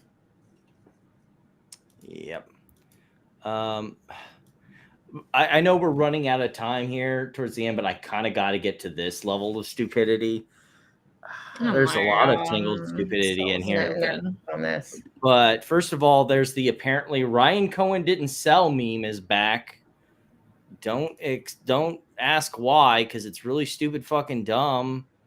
Tony even pretty much spells it out that this stale data that's been over with for a while. And I mean, if you really want to know, here's the SEC filing. They don't own anything anymore. Yeah, if you look, I have a reply here too. There's another filing that people can look at that's in the court. Go down. There it is. Oh my God, look at that. Literally has all of his buys. Liquidation of his position on August 17th. Like if you look at the next photo too, you'll see all of this. Oh, there it is again. Look at that. And that was filed this year. That was an amended complaint actually from the Bed Bath & Beyond estate trying to get their money. They doubled down on the fact that he sold. Obviously, because he sold the entire crux of their lawsuit. Like just because one website has bad data, I mean, this is like a common theme though. Like just because one website has bad data, like it doesn't mean anything. Just look at the plan. It's not that difficult. It's been 2 years. You guys can do it. Then, of course, we have the Rami's back to where he was at the beginning of, oh, we're gonna come after you all. We're gonna get, like, it was threat after toothless threat of things that he was going to do. Oh yeah, by the way, and of course Michael gobbled this one up as well. Oh yeah, he And tried to say he sold Bed Bath & Beyond shares in November of last year. Yeah, even though you can't because they didn't exist. Yeah. Also, then apparently Alan Dershowitz is involved now. Of course, yeah, sure. Sorry, bro. And speaks not like a lawyer. Let's just say. Yeah, that's a good way to put it. That's a lot nicer than I would. Exactly. I'm just trying to be nice here. Yeah. But basically, he's been making these stories. What's even funnier about this is, like, they were asking if they were going to go after Platinum and Amy. He's like, I'm not going to go after Amy. It's like he learned his lesson or something after he got the cops dropped on him for being a shithead. Like, that's how I know none of this is going to happen. Like, Pulte subpoenaed me and Amy, if you do recall. It's not like he can't give a ring up to freaking Pulte and be like, can you give me some, information so I can send legal notices to people? It's been for what? He started those threats at the beginning of the week that he was going to get his lawyers and he's going to get Timmy to come fucking sue us and was going to pull us out of our houses and nothing. Fucking nothing. Yeah, that's basically what Ramiz is right now, is pretty much a guy who's just starting shit to generate engagement with the baggies. Like, it's weird how, like, every time it, like, Jake comes out and does some weird PowerPoint presentation and then Ramez comes, it's kind of weird how that, like, kind of coincides with each other, but maybe it's not planned. Well, you said you'd listen to that a little bit, and it was kind of listen to some of it because it said it was gonna tell people when they're gonna get the payout. So I wanted to hear what his new date was, and it was like September, right? Basically, all he said was like, "Oh, we've always known it has to be more than 2 years." Like, okay, buddy, that's funny. That's not what you said the last time I talked to you, but whatever. I'm sure it'll change. Keep moving that goalpost. Sure, it'll work out for you in the end. Oh, I always knew it was going to be 2 years after the 2 years, guys. Alrighty, there's some stuff that I'll maybe get around to catching up on, but for now, it's coming up on the 3-hour mark, so it's time for stupid tweet of the week. Okay. Let me get it set up on the poll here. I already have mine for sure.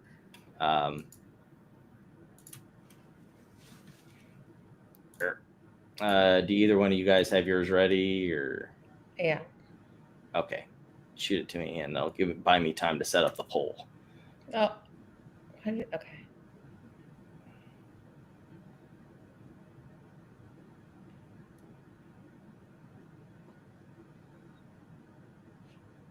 All right, go right after it, Amy. So this one. I knew that was coming. Why does JP Morgan have 55 trillion in derivatives? Oh my God. So that's not the stupid tweet of the week. But to answer this guy's question, and maybe a little education here, is start with looking up the difference between notional value and market value, please. Oh my God, I have a really good meme for that. The problem is, like, you're trading in this stuff and you don't even understand it. But here we go. This is my stupid tweet of the week. Because they haven't bought a single share for anyone, retail, that holds shares with them, is my only thought. His only thought.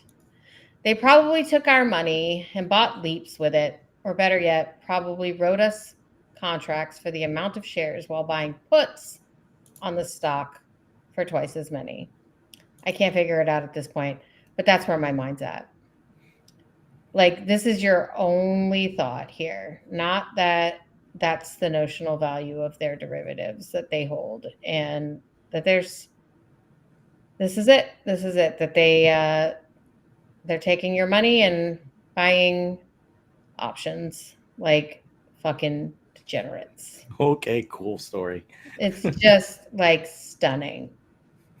Stunning. Stunning and brave. Stunning and brave. Yeah. All righty. You got yours, Platinum? Yeah. How come it won't let me? I can't figure it out. Oh no. It won't let me share my screen with Discord. Wait. Oh, here it is. Wait. Can I? Hold on.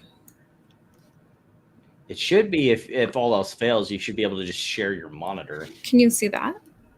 Oh, That's yeah. the meme about notional values that I have. I wanted to show you that. I mean, it's so crazy. Okay, let me show you that, and then let me pull up my stupid tweet because I had to take a you need to screenshot send of that to me so I can put it in my meme folder. It's a good one, right? I mean, can someone go post it on that guy's thing? Because that's his only thought. So he probably could benefit. This is like a whole ass little thread. help there. Okie dokie. All right, we have PP. Oh Lord, PP seeds, and he's saying ape stop spaces calls feels like OG BBBY spaces calls. These fellows are doing some excellent work. I'm listening back on parts I missed and agree with everything ABC and Ramez were discussing. And then we have Mag saying, no, they don't feel anything like that. I was there for 2022 to 2023 OG spaces when we had like 10 listeners. That wasn't even remotely the vibe. And then we have my stupid reply tweet of the week here. It's starting to feel like a corporate hierarchy. Hourly voices grinding in silence, salary folks managing the noise, directors shielding the executives, and execs talking at everyone. Ramez blocked me for expressing a respectful, honest opinion. Just like Plute, the so-called leaders only value you if you stay quiet and help inflate their numbers. That's not leadership. It's ego in Holy a shit, are community we having a costume. mental awakening Listen, right now? okay, it's like yes, yes, yes, yes, no. Okay, hold on. Oh, okay.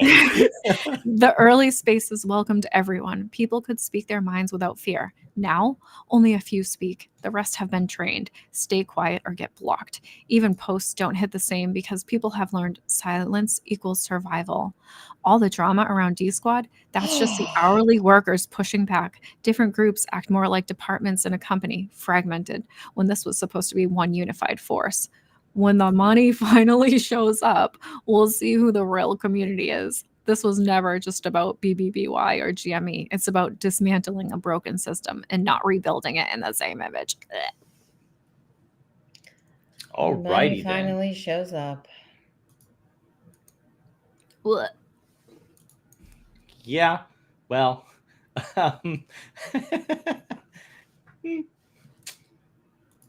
my stupid tweet. It works for Jake. I mean, yeah, that's how he makes his money. Blocked. Exactly. Stay quiet or get blocked. R I mean, slash it was all like, it was like, yes, yes, yes, yes, no. Yeah, you slash deleted. So mine is actually pretty outside of the bounds of the meme stock community. I saw this one, yeah. This one is hilarious. So this guy posted a POV. You're 16 years old and your Miami penthouse 2-story after making 21,000 today. This is your sign to never look back and have views like this. Oh, what's this community note say? OP is lying. This is not his penthouse. It's literally available on Airbnb for $400 a night. Oh. Wow. That's like the guy that was posing in front of the Lambo. Yeah, it's like I was posing in front of the Lambo with the rental sticker on the window. I will say the reason why I picked this is there's like a cottage industry on X of like people posting up these like, 16, 17-year-old teens that they're pulling themselves up by them bootstraps and they're investing and doing all these things and they're making fabulous money. And if you listen to them, you would too. It's just the same fucking con. They just have like made it somehow even more unbelievable by making it these like 16 exactly. Which is weird. Like, and because it's like some 40-year-old gross guy person. But like making it's all the weird money. to use kids, yeah. Yeah. I don't get it. I don't get why it works. Kind of creepy, bro. But yeah, I just that's why that one stuck out to me. Though I did have some runners up. Did you see the one that didn't make it? Did you see the this one, the guy that said AMC is pandemic proof? Yeah.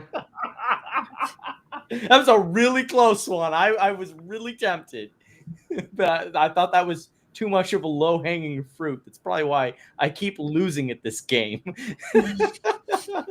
It's like, nah, that's just too stupid. Who would vote for that? Oh, wait, that's kind of the name of the game. But anyway, let me take a look at the current tally. All right. We need, I got the 8 vote. I win! Ding, ding, ding, ding, ding, ding, ding, because Platinum got only 1 vote over on YouTube. So, stall it. Yeah. I'm in shambles. Oh my goodness. That'll do it for tonight. But next Friday, hopefully, we will have our guest to finally trip this book out the back, because we'd like to get on to some other ones. We're going to be going over the Spider Network next Friday. A wild story of a math genius, a gang of backstabbing bankers, and one of the greatest scams in financial history, as we talk about financial markets, banks, and it's late, and I know that there's LIBOR. Thank you. Oh, I like Amy's comment that like we were going to do it this Friday, but then circumstances happened, and I said, "God damn it, this book is cursed." And she's like, "Yeah, like LIBOR." So though I will go ahead and announce that the book that we will be doing for the next preceding month, so you'll have 4 weeks to read it, is Number Go Up. Good book. That was a Platinum suggestion, so we're going to do that. It's actually a great book. It's very exciting. I think it's very on the time with it's Bitcoin. Great timing too, right? With all this crypto shit going on, it's actually wonderful timing. And we'll see like SBF get pardoned soon. Yeah, I know, right? I'm sorry, but it's just the way it's going. Since we're going on the scam train, unless Amy's got a book recommendation, I think the next one we should do is Cult of We. Oh, okay, yeah, because I actually watched a documentary on YouTube about that. It's crazy. It's actually really good. Oh yeah. And with the Number Go Up thing, like there's a lot of other like things that go on. Like there's a bunch of little stories. Each chapter is like its own kind of story thing.